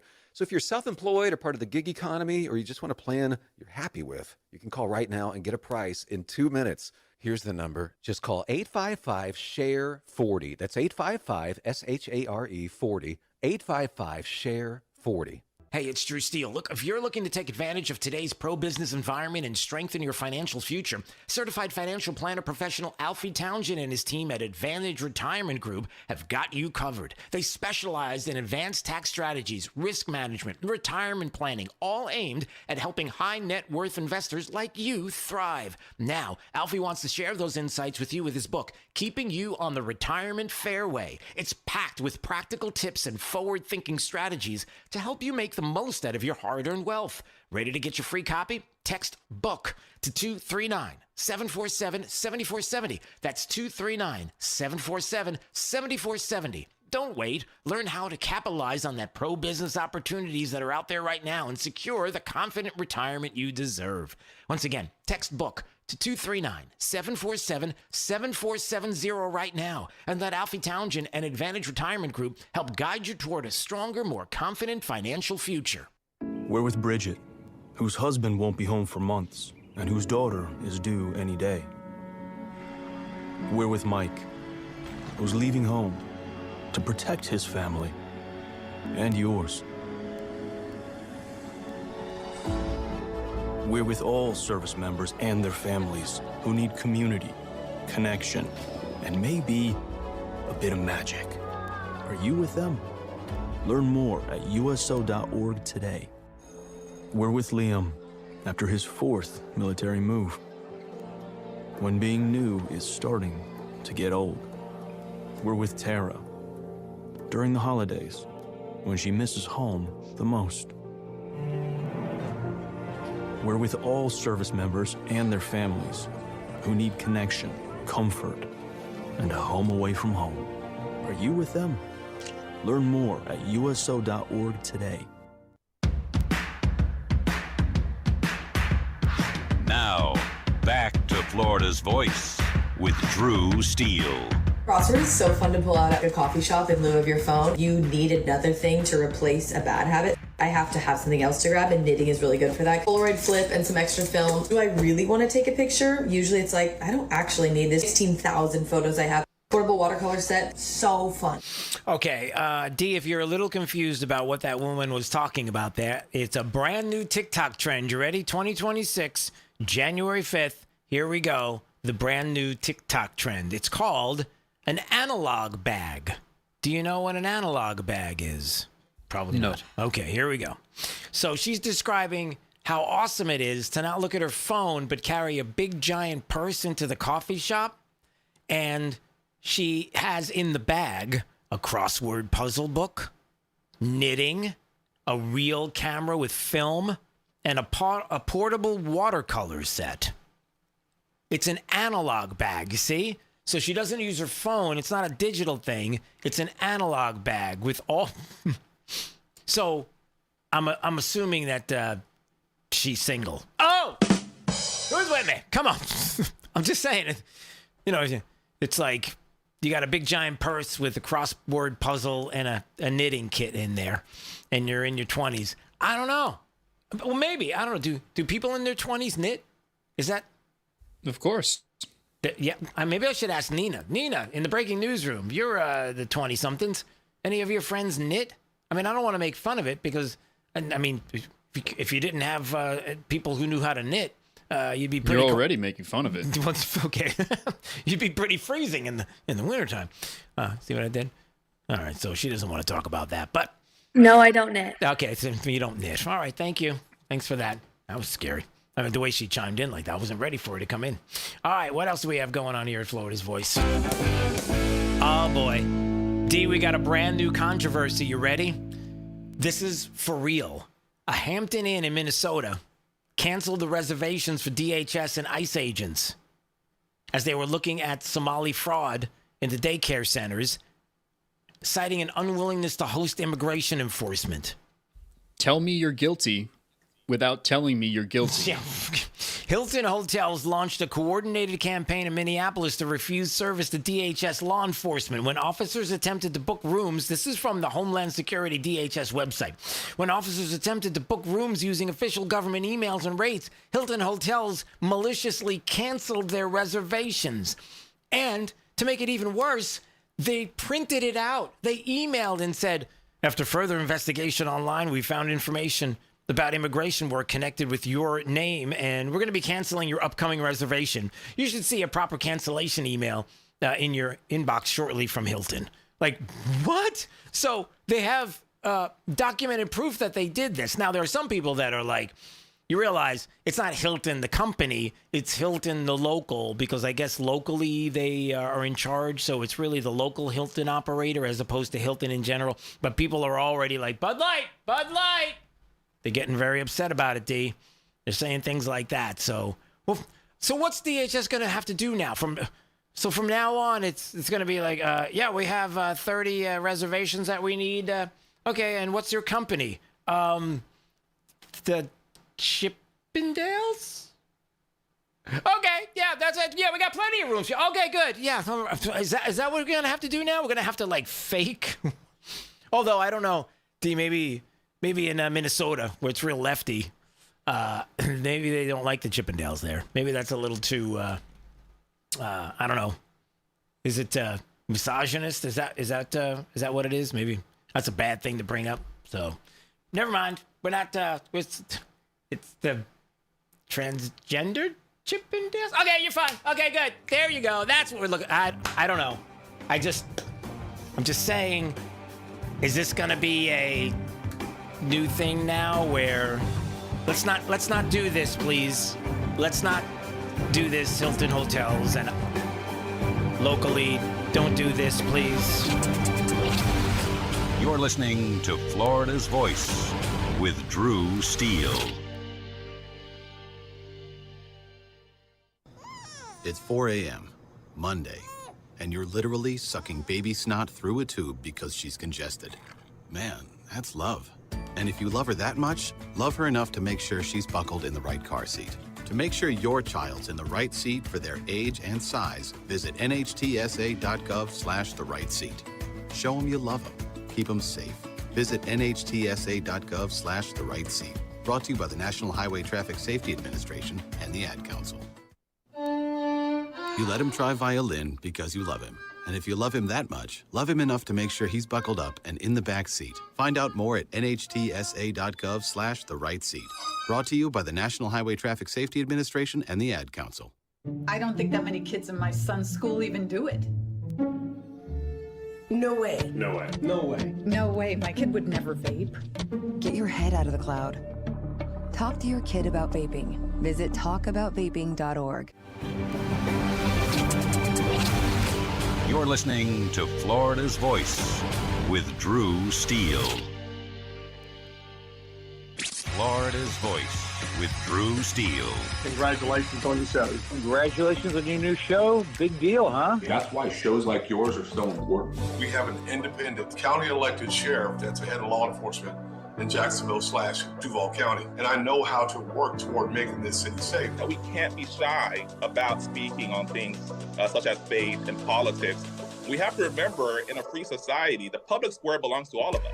I'm not interested in North Florida looking like Orlando or Miami. I love where we live, but I think that good jobs means that people that live in this district can stay in this district. Fishing and hunting is funding a large part of your conservation projects in Florida, and we want to make sure that those are forever preserved. And the problem with this industry at this point is that they actually target our youth. You can see it in their marketing strategies, where it's bright colors, fun names. And that's going to be endlessly litigated. Florida's Voice with Drew Steele.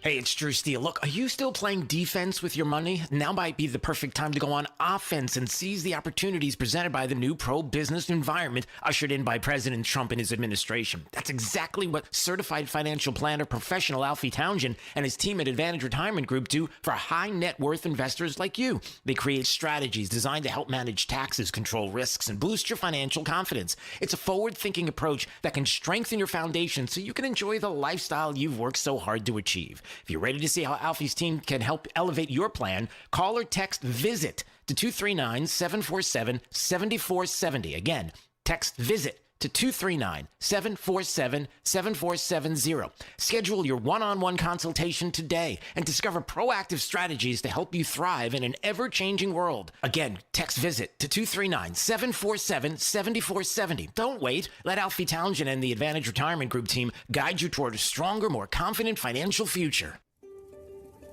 I've been dipping snuff for well over 30 years. You know, I could wake up in the morning and have a weird lump in my gums. Guess it's like playing Russian roulette, really. I would love grandchildren. And if by quitting it extends my life some, I would gladly lay it down. Visit tobaccofreeflorida.com to find free resources to help you quit your way. Today, push harder, push forward, push vigorously. There are things that I am hiding from people that I'm trying to inspire. You can do whatever you set your mind to. I feel like a hypocrite a lot of the times. Don't give up on yourself ever. Smoking, I hide it because I'm ashamed of it. I want to get out of the shadow. I want to show people there is light away from the darkness. I am going to quit. Visit tobaccofreeflorida.com to find free resources to help you quit your way. We're with Bridget, whose husband won't be home for months and whose daughter is due any day. We're with Mike, who's leaving home to protect his family and yours. We're with all service members and their families who need community, connection, and maybe a bit of magic. Are you with them? Learn more at uso.org today. We're with Liam after his 4th military move, when being new is starting to get old. We're with Tara during the holidays, when she misses home the most. We're with all service members and their families who need connection, comfort, and a home away from home. Are you with them? Learn more at uso.org today. Hey, it's Drew Steele, and you know I love the Floor Meisters in Naples. Locally family-owned business, 3 generations of Meisters. Listen, what are you looking for? Carpet, tile, hardwood, a Core-Tech? Maybe that's what you're looking for. And why don't we talk to TJ Meister right now of the Floor Meisters and find out what's going on with Core-Tech. What's up, TJ? Well, we're just keeping up with the demand for Core-Tech. Just had to order a truck and bring it in from the West Coast of the United States to keep up with all the needs and wants of the people of Southwest Florida. Somebody doesn't have it, give me a call. I probably do. I tell you, I love my Core-Tech floor. People love it. What is it about it that makes it so awesome? Well, it's waterproof, kid-proof, pet-proof. So if you got a pool, no problem. If you got a dog, no problem. If you got a husband that spills, no problem. Floor Meisters, that's who I trust, and you should as well. 6281 Naples Boulevard in Naples. 239-596-4964 for the Floor Meisters. Let's see, if something costs less, a lot less, but people are actually happier with it, that sounds like something to look into, and that's MediShare. Maybe you've heard joining MediShare can save you or your family up to $500 a month, and that's huge, but it's also true. People are just happier with it. They love being part of something that reflects and promotes their values and what they believe in. MediShare works, too. It's been around for 30 years now, and members have shared more than $7 billion of each other's bills. People love having telehealth and a huge nationwide PPO network, so yeah, really, you can save a ton and like it better. Imagine being happy with how you're taking care of your health care, whether you're self-employed or part of the gig economy, or you just want a plan that you're happy with. Here you go. You can call right now and get a price within 2 minutes. A very, very smart use of 2 minutes. Here's the number you need. It's 855-SHARE-40. 855-SHARE 40. 855-SHARE-40. Thank you for waking us all up out here, for all you do. Thank you for giving us a voice. For being out there helping keep the constitutional republic. I want to thank you for your support for veterans in the military. Educating us. Standing up for conservatism. Giving us the truth. Florida's Voice with Drew Steele. Well, hey, everybody. So glad you're joining us today on Florida's Voice. My name is Drew Steele. Big D on the other side of the glass. You got Nina in the breaking newsroom, and you hanging out with us at FL Voice News on YouTube, Rumble, X, Facebook, and Instagram. And anytime you want to check out the program after hours, Florida's Voice with Drew Steele, the podcast. So, we all know what took place there with Venezuela, and you've got Maduro and his wife in the Manhattan courtroom today pleading not guilty, and even wondering, wait a second, how does your justice system work? Are you telling me that there's a possibility that I could be let go on bail and I could actually have some rights here? Yeah, that's the difference with us and you, and there's a big difference that's going on here. It's a funny thing how that works. And then we, sometimes we worry about the education of the young ones. We worry about the youths. Did you say youths? I did. And I'm just wondering how it is in places like, I don't know, I'm trying to think of the most left-leaning place of the moment. Minnesota. How are they doing in Minnesota? What do they think about what took place there? Why don't we get a little teaser and figure this out? Chavez made sure that millions of kids who never had access to education would. He did so by sometimes using the Venezuelan army to seize the property of U.S. companies. He seized the oil and used that money for the Venezuelan oil, nationalized the oil to pay for social services. The quality of life for the poor in Venezuela skyrocketed. And today, the U.S. empire bombed his grave. They want to destroy the memory of the hero, Hugo Chavez. Viva Chavez! Yeah, I think you all are doing this wrong. We got a problem here. So that's Minnesota, and unfortunately, that's probably a thought that way too many young people have, not realizing and understanding. As you have leftist protesters, the cheering on of and the lauding of Hugo Chavez is, it's real, it's happening, but then let's get down to exactly what has transpired and now what we are going to be looking at next. And I wanted to bring in retired senior operations officer, the CIA, and Rick De La Torre is joining us right now on Florida's Voice, and I reached out to him this weekend because I'm like, I got to get him here because I need to talk about this, and he's fantastic. First of all, it's great to see you, sir. How are you? Yeah, great. Great to see you too. I love the show. I'm a native Floridian. I wish I could tune in a lot more than unfortunately I've been tied up a lot, but glad to be here with you. Well, I appreciate that. Yeah, you're a little busy these days, sir. I think. Yeah, a little busy, which is a good thing. It's a good reason to be busy. Yeah, it is a good thing. So I have so many questions. I guess the 30,000 foot view first, because you do have people who are looking at this and they see Trump and they're thinking, dictator, how dare he do this? How could he do this? How could he go into the country forgetting, I guess, about the bounty that's been out there against some of the things that have transpired in the past. There are many that speak to what the future will be now, thanks to this president. And what the people will be able to do. First of all, talk about all of this in general, like the feeling in Venezuela. There are some that want to give us the impression that they like everything the way it is. They want it to stay. They don't want to go back. It seems crazy. I know you're shaking your head. But hard to believe that there are people that are speaking this way. Yeah, there is a willful ignorance amongst the left that I just can't.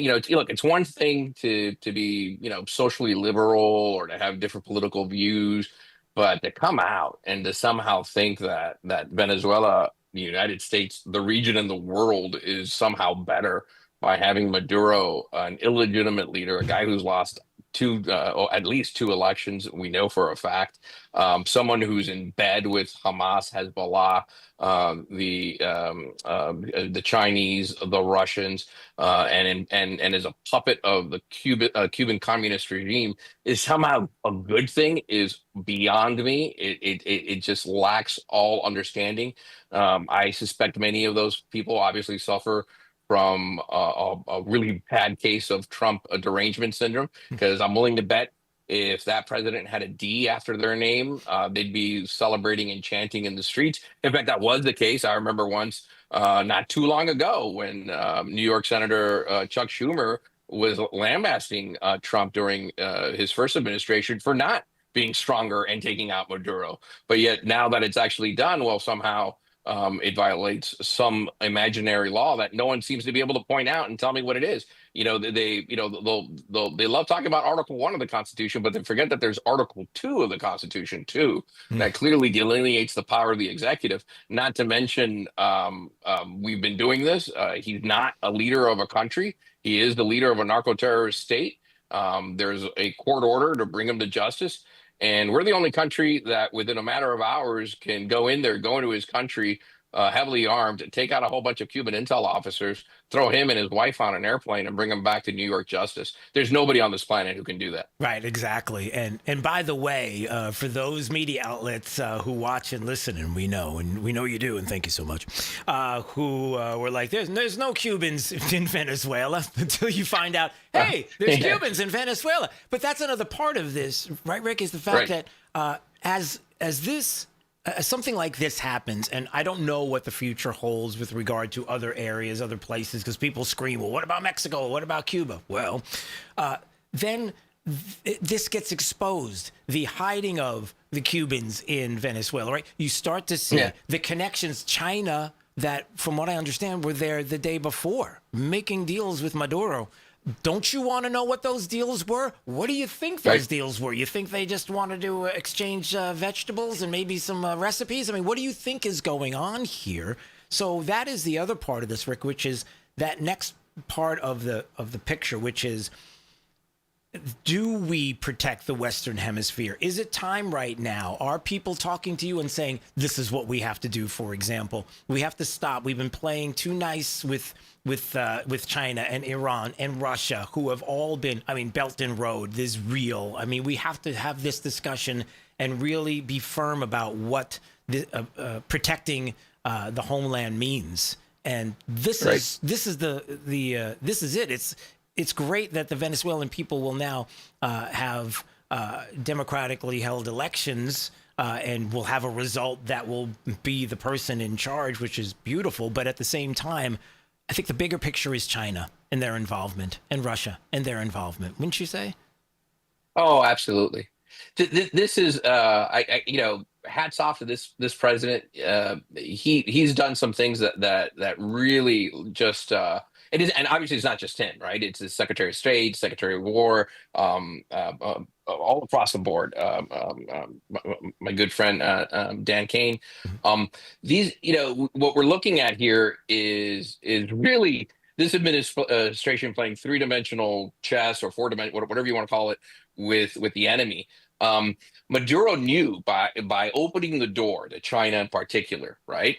Not to mention Russian Spetsnaz troops and Hamas and others. And I'm not just talking about opening the door, right? He would give them, he would give Hamas and Hezbollah Venezuelan passports. And, back in the 90s and early 2000s, Venezuelan passports had some credibility, and you could still travel around the world. You could certainly come here to the United States. So that was going on, and I guarantee you that was also going on with Cuban intelligence agents too, right? Just provide them with fake passports and documents that are legitimate and would pass any test, but then give them open access to go just about anywhere. But what he did by opening the door to China, right? What that did was that brought in Chinese investments in such a way that helped prop him up, right? Allow the Chinese to get a strong foothold in Latin America. He became, think of it this way, he became like an aircraft carrier to all the bad guys so that they could go out and do what they wanted to do throughout all of Latin America. And that's exactly what he did. This dates back also to Chavez. I mean, there's been plenty of reporting about how Chavez actively meddled and continued to meddle, and under Maduro too, with a lot of these leftist organizations like that knucklehead that you showed earlier, protesting or whatever. Yeah. Right. And funding them, giving them money, encouraging them to do violence. Do you think that those protests that we saw on Saturday night with those perfectly printed placards and people standing in the streets, you don't think that's been organized? That's been funded by our adversaries and our enemies? Yep. They are actively doing those kinds of things. And you're right. This is our backyard. We've got to defend our homeland. Any opportunity to undermine the United States, whether economically, socially, get us at each other's throats. Folks like Maduro are the ones behind the illegal immigration, opening those doors on our border. They're the ones that provide the narco terrorists the opportunity to move their poison into our country and around the world. They're the ones who steal the oil, the gold, the vital minerals from the people of Venezuela, and then sell them, to the highest bidder of our enemies, China, Russia, whomever, and then they pocket the money, the hundreds of millions of dollars that they have in overseas bank accounts. But yet, the country's poor and starving. It's disgusting, and I think this administration rightfully has had enough. Yeah. No, I think you're wrong there, Rick, because I heard the protester a little while ago saying how they took the money from the evil U.S. empire so that they could lift up the poor. They were so I'm not sure. Well, no, of course, this is what we're dealing with. But which, by the way, two things I wanted to ask you before we go. Obviously, I do want to ask about the future and what is going to happen in Venezuela with democratically held elections and where we go next with this. But one other thing, too, is, people were looking at the amazing work that the military did. No doubt about it. I mean, it was incredible to get out this way. No other country could do this. Is there a feeling that it's, I don't know how to say this the right way, no disrespect to the military, but almost too clean, like there are people on the inside who are willing to give him up?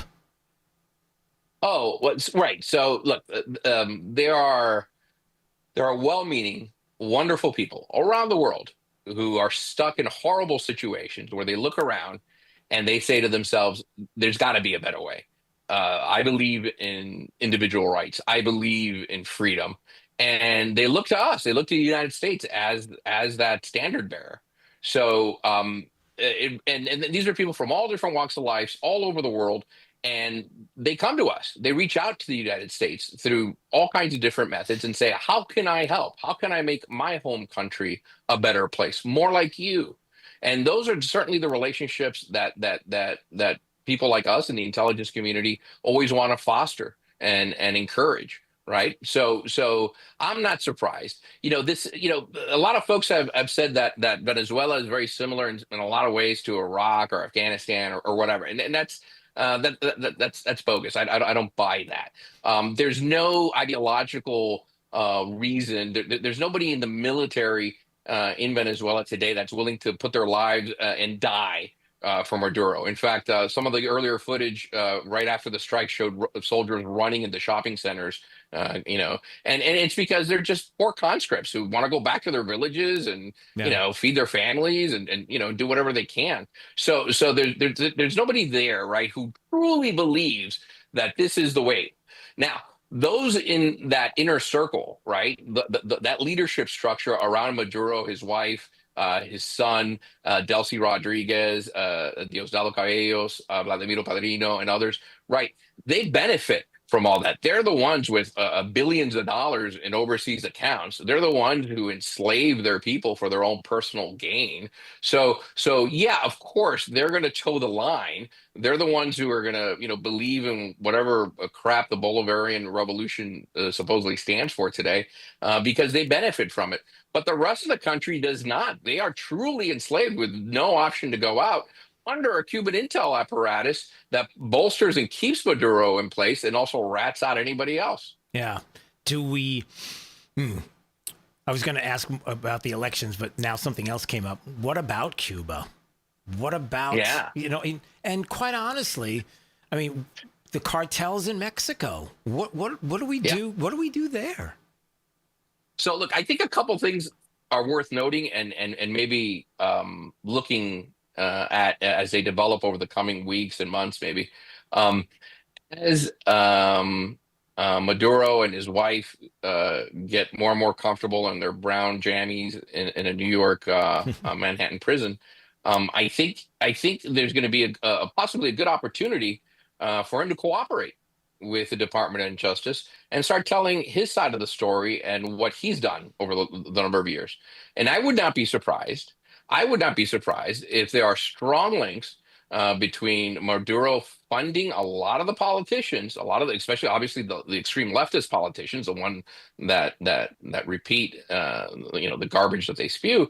Those politicians, some of them in power right now, in places like Mexico, in places like Colombia, and a few other places that he has helped fund with drug money. That those people were aware that they were participating and materially participating in the transactions and sales of illicit goods and drugs. And that's going to open up a whole new chapter now for the DOJ. That's more indictments, right? That's more leverage too. So I wouldn't be surprised about any of that. And I think we'll have a clearer picture as to who's really guilty. But if you look at recent elections now in Latin America, it looks like a lot of the population is starting to wise up. They've realized that they've been lied to for a very long time. They want better. They want to get out of corruption. They want to get out of the heel of the boots that are holding them down in a lot of these leftist governments. And they're making the right choices. They're voting, they're voting the right way. And we're seeing that change now in Bolivia, Ecuador, Chile, and hopefully we'll continue to see that stuff. So that's all great news for us. The the Cubans, the Russians, the Chinese, the Iranians, they hate that. But it's great news for us. Yeah. And so with the elections moving forward, how do you see this happening now in Venezuela? Yeah, look, I think that's a very fluid situation. I know this administration has come under some criticism for commenting that they're going to keep the hand-picked Vice President Delcy Rodriguez in place for now. I get that criticism. It's a really bitter pill to swallow, but look, I think we have to look at this from a different optic, and that is, you've got to work with what you've got on the ground right now.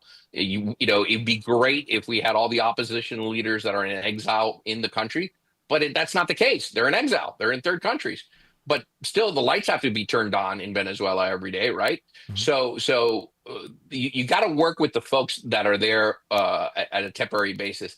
I like to think of her right now as more like a superintendent or someone, a caretaker kind of thing, with knowing perfectly well that when this job is over for her, then she's going to have to face DOJ justice too.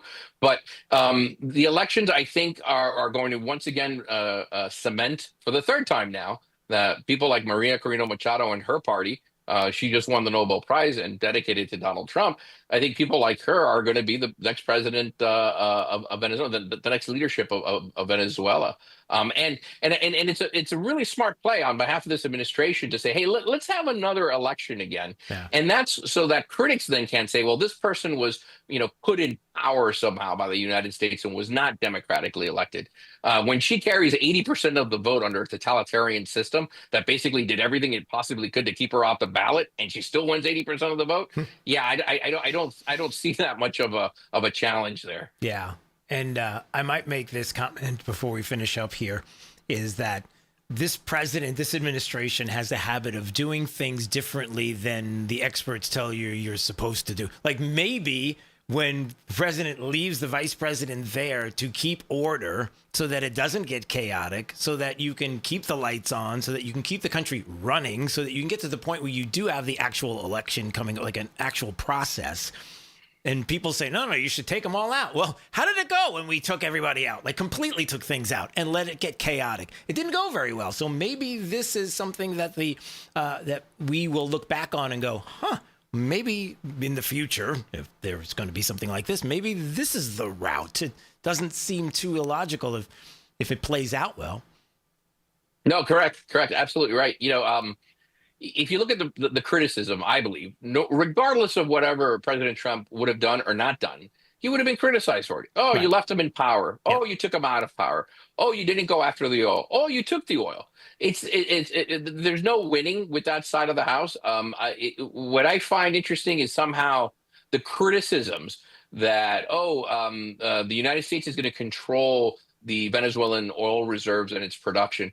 Well, of course, who are we going to let control it? The corrupt politicians that have been doing it for the last 20 or some odd years? Right. Who's going to do that? Right? That doesn't make any sense. Well, all we're interested is in oil. Okay, so what?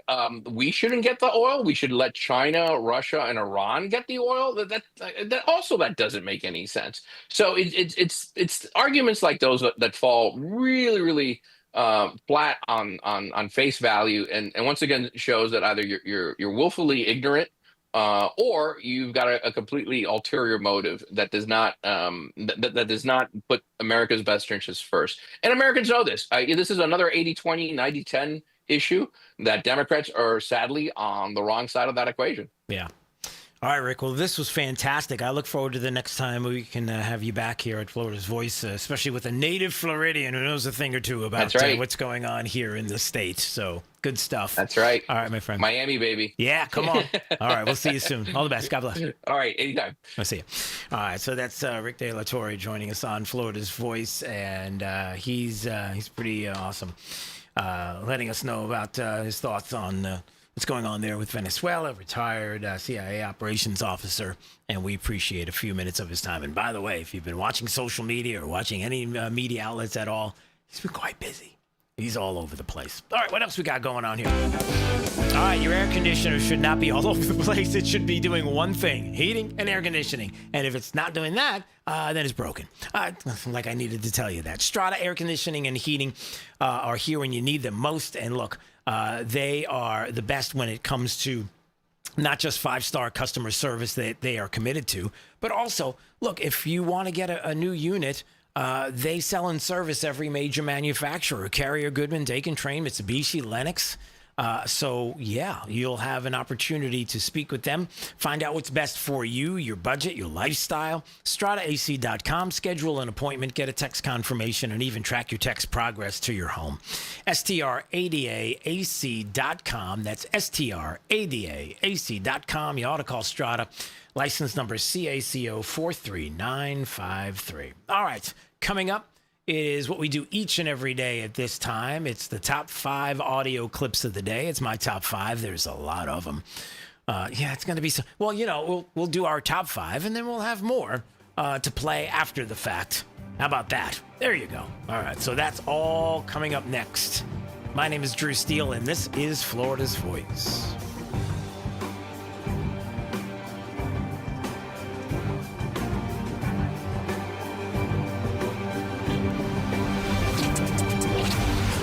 You're listening to Florida's Voice with Drew Steele.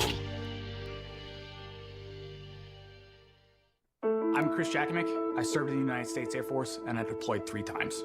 Being a veteran, it's interwoven into your DNA. It is really the absence of the connection and the purpose that can really drive a lot of veterans to some negative thoughts. For those who are in a suicidal crisis, the window of time to save somebody's life is very short. Our duty is to protect ourselves and protect our families. And one way you can do that is store your weapons safely. Store all your guns securely. Help stop suicide. Brought to you by End Family Fire and the Ad Council. Hey, it's Drew Steele, and I have to tell you, when my wife and I talked about getting new kitchen countertops for our house, we know who to call. Rock Solid Countertops and More, 2240 JNC Boulevard in Naples. And they have been absolutely amazing. Hugo and the team are the best. The workmanship has been absolutely incredible. The install was so easy. The process was perfect. Taking everything out, bringing the new stuff in. The quartz countertop is unbelievably beautiful, and my wife is super happy, I'll tell you. You know they have the best quality and selection of marble, quartz, granite, and a one-stop shop for all of your kitchen, outdoor, and bathroom needs. I've known it for years. I've lived in Southwest Florida 40 years. There was really only one place I was going to go. It's Rock Solid Countertops and More. I would suggest you give them a call, 596-7676. They're at 2240 JNC Boulevard in Naples. Find out what they can do for you. Countertops, cabinets, plantation shutters, they do it all. Rock Solid Countertops and More. Let's see, if something costs less, a lot less, but people are actually happier with it, that sounds like something to look into, and that's MediShare. Maybe you've heard joining MediShare can save you or your family up to $500 a month, and that's huge, but it's also true. People are just happier with it. They love being part of something that reflects and promotes their values and what they believe in. MediShare works, too. It's been around for 30 years now, and members have shared more than $7 billion of each other's bills. People love having telehealth and a huge nationwide PPO network, so yeah, really, you can save a ton and like it better. Imagine being happy with how you're taking care of your health care, whether you're self-employed or part of the gig economy, or you just want a plan that you're happy with. Here you go. You can call right now and get a price within 2 minutes. A very, very smart use of 2 minutes. Here's the number you need. It's 855-SHARE-40. 855-SHARE 40. 855-SHARE-40. 855-SHARE-40. Since the dawn of time, man and wildlife have shared a connection, and hunting traditions passed down from generation to generation have connected man to the natural world, from bow and arrow to hook and bullet. As man evolved, our link to those traditions remain with them forever. Yet today, our basic instinct to provide and as part of the hunt to conserve and appreciate the natural world has fallen under attack for the first time in human history. The misguided politicians and radical activists pushing an agenda to end hunting as we know it, or leading a war against our heritage and their misguided policies and protests. They demonize hunters and belittle our way of life, the results of hunters leaving the sport in droves, while our wildlife and ecosystems suffer the consequences as conservation funding dries up. Named after the father of the North American model for wildlife conservation, the International Order of T. Roosevelt is fighting in the arena to protect and expand the rights of hunters everywhere. We will fight back against these forces to make sure that every American has a right to hunt, enshrined in their state constitutions. We will educate the next generation in our traditions and seek to expand accessibility so that everyone can enjoy our pastimes. And we will continue to hold true to our namesake's efforts to protect, preserve, and ensure open access to our nation's wildlands. Teddy Roosevelt's vision for American conservation defines our modern hunting and conservation system, a system upheld by the idea that conservation efforts are crucial to our hunting way of life, and that hunters are crucial to successful conservation. To some, the sound of a baby babbling doesn't mean much, but that's not true. They're testing out vowels and consonants and trying different sounds. And by 12 months, their babbling is beginning to take on meaning, especially if there's no babbling at all. Little to no babbling by 12 months or later is just one of the possible signs of autism in children. Learn more at autismspeaks.org. Hey, it's Drew Steele. Look, are you still playing defense with your money? It's time to shift gears and seize the fresh opportunities this new pro-business environment has to offer. That's exactly what certified financial planner professional Alfie Townsend and the team at Advantage Retirement Group do for high net worth investors like you, helping you go on the offense with advanced tax strategies, thoughtful risk management, and forward-thinking financial planning. Imagine enjoying the retirement lifestyle you've worked so hard to achieve, all while staying one step ahead, and in a changing world, you've got to do it. Alfie and his team design personalized strategies to strengthen your financial foundation so you can focus on living life on your terms. Ready to find out more? Text VISIT to 239-747-7470. Again, you can call or text 239-747-7470. Schedule your one-on-one consultation today and see how a proactive approach can help you thrive no matter what the market does next. Don't wait. Call or text VISIT to 239-747-7470 right now.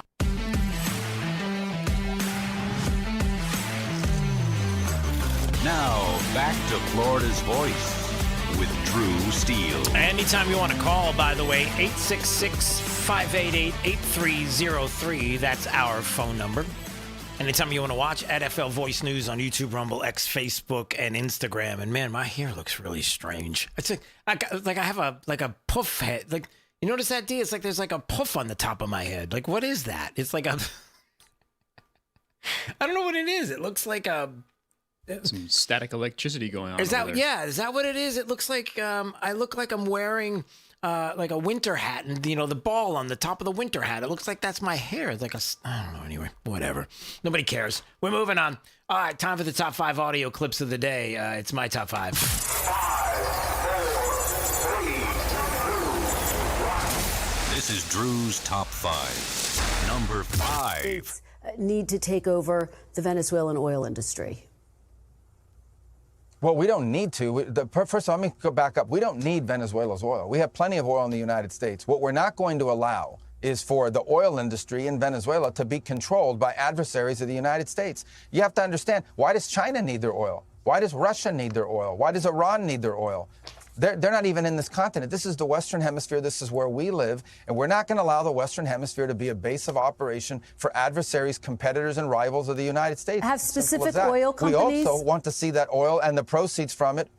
Hold on. We want to see the oil proceeds of that country benefit the people of Venezuela. Why have 8 million people left Venezuela? 8 million, the single largest mass migration probably in modern history, left Venezuela since 2014 because all the wealth of that country was stolen to the benefit of Maduro and his cronies in the regime, but not to the benefit of people of Venezuela. You know how destabilizing 8 million migrants is? The number one fear that Brazil has, that Colombia has, that all these countries in the region have about what's happening in Venezuela and our involvement is they're afraid of another mass migration event.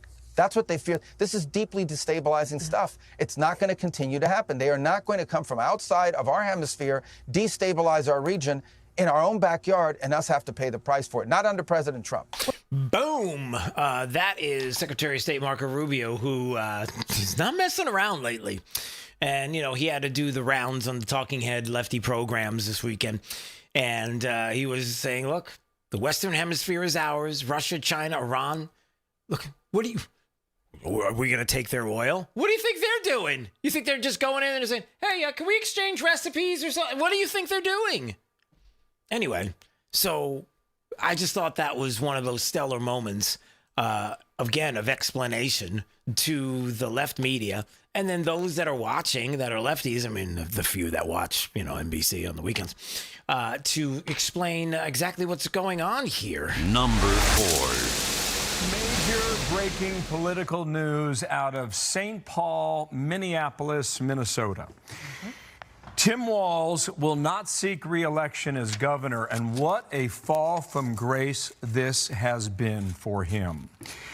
You might recall in the spring of 2023, he pushed through several progressive ideas to the state legislature that caught the attention of Barack Obama, who went to Twitter to give his endorsement for the programs, which eventually caught the attention of people like Kamala Harris, who chose him to be her running mate as the vice president.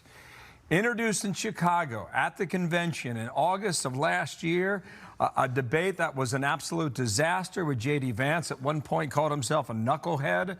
But after reportedly billions of dollars have been stolen from taxpayers, by way of the state of Minnesota, Tim Walz says he will not seek a third term. Yeah, I blame Trump. That's what I'm thinking. So there's the news right there. Tim Walz, who was said on Fox News. And I'm a knucklehead at times. Yeah, that. Tim Walz will not seek re-election. And it just so happens that at this moment in time, there's a lot of fraud going on in Minnesota that's being discussed. Thank you. It's disgust. Yeah, I'm disgusted. There's a lot of fraud in Minnesota that's being discussed at the moment. And the other funny thing is, in that story, nobody finds it odd, weird, strange that Tim Walz, nobody knows the dude. They're in Minnesota, they know him. But across the country, everybody's like, Tim what? And all of a sudden, here comes Barack Obama. He's like, hey, I like your progressive policies. You're doing pretty good over there, sir. And then Kamala Harris is like, oh, maybe we should have this guy locked in as a vice presidential candidate. And nobody's thinking, hey, all of this seems a little strange here. Number 3. As well as other members of my team, I called the president and spoke with him directly to register my opposition to this act and to make clear that it was an opposition based on being opposed to a pursuit of regime change, to the violation of federal and international law. I'm sorry. It's against federal international law? What the heck is that? Federal international law? I didn't know there was such a thing. There is no such a thing. So if you're like, hey, I wonder what Zoran Mondani thinks about what took place in Venezuela. Yeah, I don't care either. But apparently he thinks that people do care. And he had to address the issue and said, did he really say this? That he was I guess his staff talked to him about what happened, and he called the president for his displeasure and the opposing of the opposition of the opposition opposing stuff. And I just thought it was funny. It's like, dude, nobody cares what you think. Like, you just got into office and it's bad enough we got to deal with that. And now you think like everybody's looking at you for answers. No, nobody's looking at you for anything. Number 2. Chavez made sure that millions of kids who never had access to education would. He did so by sometimes using the Venezuelan army to seize the property of U.S. companies. He seized the oil and used that money for the Venezuelan oil, nationalized the oil to pay for social services. The quality of life for the poor in Venezuela skyrocketed. And today, the U.S. empire bombed his grave. They want to destroy the memory of the hero, Hugo Chavez. Viva Chavez!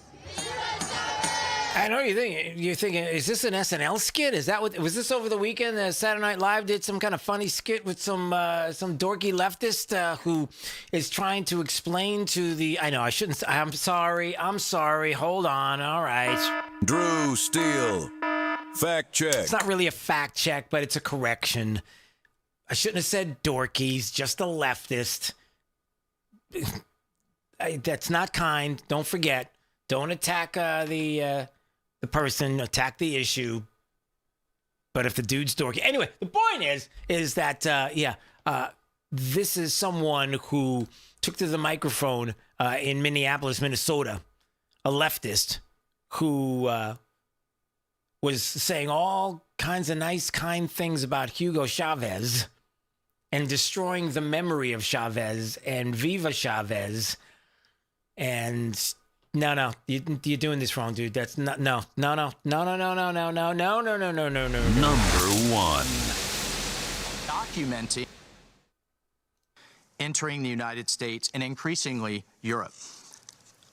As Secretary Rubio stated just yesterday, this is the Western Hemisphere. This is where we live. And we're not going to allow the Western Hemisphere to be used as a base of operation for our nation's adversaries and competitors and rivals of the United States. You can't turn Venezuela into the operating hub for Iran, for Hezbollah, for gangs, for Cuban intelligence agents, and other malign actors that control that country. You cannot continue to have the largest energy reserves in the world under the control of adversaries of the United States, under the control of illegitimate leaders, and not benefiting the people of Venezuela, and stolen by a handful of oligarchs inside of Venezuela. But it doesn't stop there. Numerous UN and international human rights organizations. All right, well, that's where the clip ends, so I got to stop it there. But that is U.S. Ambassador to the United Nations, Michael Walz, who today, while they were having this emergency UN meeting, was basically telling everybody there, listen, we're done with this. Western Hemisphere, this is our hemisphere. Russia, China, and Iran, you're done messing around and playing games in our hemisphere. And I bet they didn't take that very well. Drew's Top 5. And look, it's the number one clip today for this reason. It's what I started the program with. There's a lot to dig into here, into the future. A lot of decisions that have to be made. Now, I'm not taking a side either way on any of this. I'm just giving you all the sides of the things that have to be decided soon with this president. Like now. Number one, are we going to protect the Western Hemisphere? Are we going to stop the infiltration of Hezbollah and Hamas and Iran and Russia and China coming into the Western Hemisphere, coming to Latin America, Belt and Road, helping to build roads and bridges and ports, only to have these governments at their mercy? And ultimately, you have what is not just the stealing of resources, but it's also the trafficking of drugs, the killing of the American people through this process, setting up military installations and having places where they can continue to make their way closer and closer to our borders. Are we going to stand for that? We've talked enough about how it's bad, but are we going to do anything about it?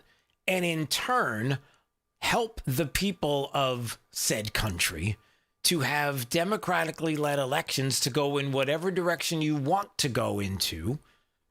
But I'm sure you would pick liberty and freedom. I mean, that's what we would believe.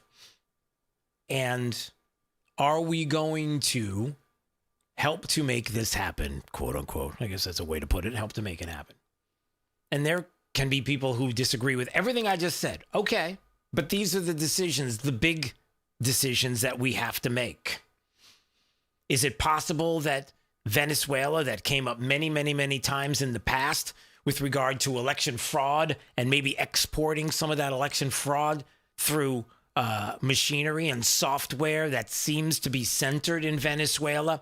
Is there an issue with the 2020 election and possibly that the talk of Venezuela and the talk of these machines and the software being involved in the rigging of an election, if you will, allegedly?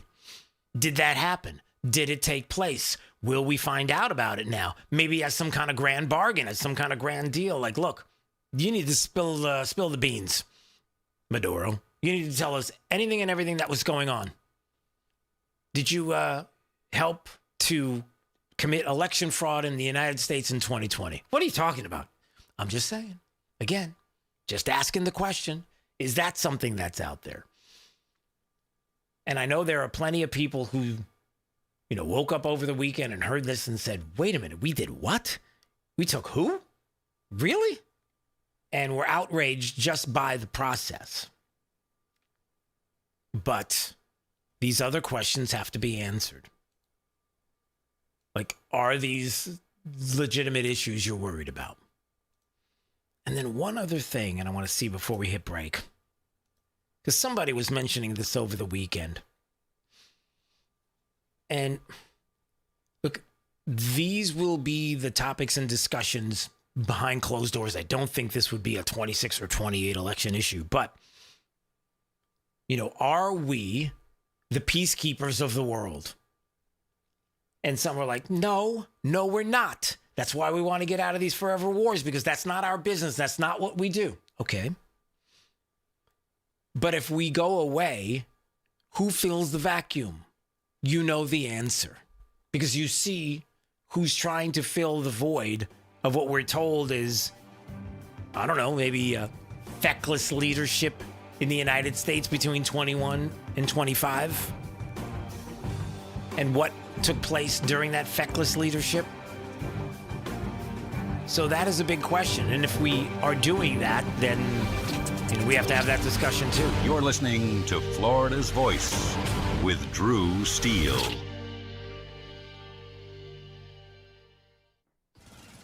Babes, what are you doing? What? I'm just mowing the lawn. No, it's blazing hot and dry out here. Don't you remember? Smokey Bear says. Avoid using power equipment when it's windy or dry. Where'd you learn this? Oh, it's on SmokeyBear.com with many other wildfire prevention tips. Right. Thanks, honey bear. Because remember, only you can prevent wildfires. Brought to you by the USDA Forest Service, your state forester, and the Ad Council. All right, son. Time to put out this campfire. Dad, we learned about this in school. Oh, did you now? Okay. What's first? Smokey Bear said to. First drown it with a bucket of water, then stir it with a shovel. Wow, you sound just like him. Then he said. If it's still warm, then do it again. Where can I learn all this? It's all on SmokeyBear.com with other wildfire prevention tips, because only you can prevent wildfires. Brought to you by the USDA Forest Service, your state forester, and the Ad Council. A lot of times you have to choose between something high quality or something that saves you money. But if you could get both, why not? Especially when it comes to health care, and that is MediShare. You get both. Many families save $500 a month with MediShare, and that's huge. But it's also true that people wind up way more satisfied, too. The member satisfaction rate for MediShare is double that of the typical health insurance plan. Double. That's because MediShare works. It has for more than 30 years. It's a community of Christians who have shared more than $5 billion of each other's bills. People love having telehealth. They love the huge PPO network. So, yeah, really, you can save a ton and like it better. Imagine being happy with how you're taking care of your health care. So if you're self-employed or part of the gig economy, or you just want a plan you're happy with, you can call right now and get a price in 2 minutes. Here's the number. Just call 855-SHARE-40. That's 855-SHARE-40. 855-SHARE-40. Hey, it's Drew Steele. Look, if you're looking to take advantage of today's pro-business environment and strengthen your financial future, certified financial planner professional Alfie Townsend and his team at Advantage Retirement Group have got you covered. They specialize in advanced tax strategies, risk management, retirement planning, all aimed at helping high net worth investors like you thrive. Now, Alfie wants to share those insights with you with his book, Keeping You on the Retirement Fairway. It's packed with practical tips and forward-thinking strategies to help you make the most out of your hard-earned wealth. Ready to get your free copy? Text BOOK to 239-747-7470. That's 239-747-7470. Don't wait. Learn how to capitalize on that pro-business opportunities that are out there right now and secure the confident retirement you deserve. Once again, text BOOK to 239-747-7470 right now, and let Alfie Townsend and Advantage Retirement Group help guide you toward a stronger, more confident financial future. We're with Bridget, whose husband won't be home for months and whose daughter is due any day. We're with Mike, who's leaving home to protect his family and yours. We're with all service members and their families who need community, connection, and maybe a bit of magic. Are you with them? Learn more at USO.org today. We're with Liam after his 4th military move. When being new is starting to get old. We're with Tara during the holidays when she misses home the most.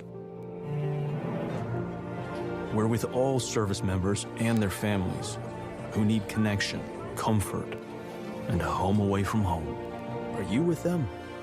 Learn more at USO.org today. Now, back to Florida's Voice with Drew Steele. Ah, man, thank you, D. I'm so sorry. I totally forgot about this clip. Like, I knew this was going to happen. There were a couple of clips I left on the table. And now I'm really upset. Oh, man. All right, so I was reminded by the newsroom about some of the clips that I left out there and didn't play. For example, speaking of left, we were talking about Mamdani. Okay, yeah. By the way, if you don't know who Mamdani is, his name is Zoran. He is a commie with a sickle in his hand. He came from a foreign land. All right, whatever. Anyway, so the New York City mayor, who humorously enough has been doing all kinds of interesting things since taking over. Here's one little one that somebody was putting up on their social media site about what Mamdani is doing. Here, listen. Next week, the transit fares will be rising. Getting on a bus without worrying about a fare hike or whether you'll be able to get to your destination on time will no longer be deemed a small miracle because we will make those buses fast and free. He says he's going to make the buses fast and free. And then next week, or today, starting today, he cranked up all the fares. All the fares went up. Wait, what happened to fast and free? Yeah, that's what communists do. They tell you one thing and then they do another. And the one thing that they tell you they're going to do, they never do. But the other thing is what they do. This is what you do. Yeah, exactly. But then there was the other part of this, which was the mayor's tenant director. How do you think this is going to go in New York City? Because they're basically going to take property. Just so everybody understands, why are you talking about New York? I mean, we don't live in New York. Well, I'm talking about New York because you don't want this to happen in a city or a state near you. New York City Mayor Mamdani's tenant director is C. Weaver, C spelled C-E-A. Here's what she said about what they're going to be doing with your property. You own the property? Pfft, you don't own the property. We've got other plans. I think the reality is that for centuries, we've really treated property as an individualized good and not a collective good. Centuries as a good? We've treated it as a good? All right, go ahead.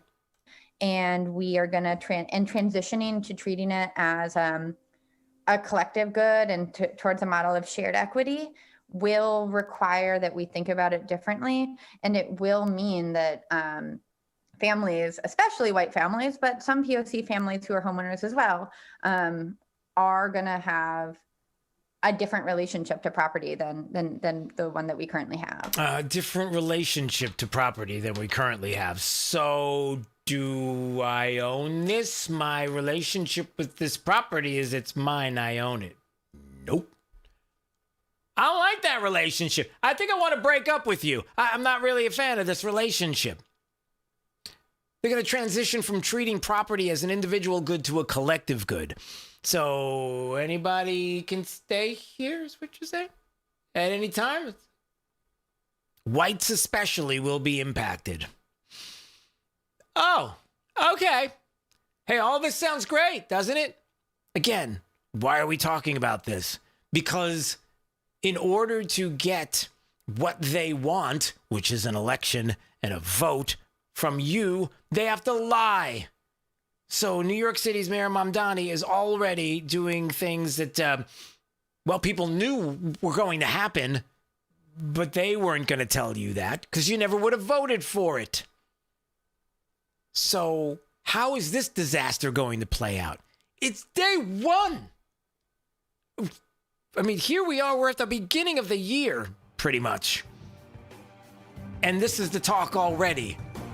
What is New York City going to turn into? And again, I've said this many times. I don't know what this looks like, but there are too many people with a vested interest to make sure that this works well, whether it's by propaganda or whatever, to make it look nice and pretty. All right, see you tomorrow. You're listening to Florida's Voice with Drew Steele.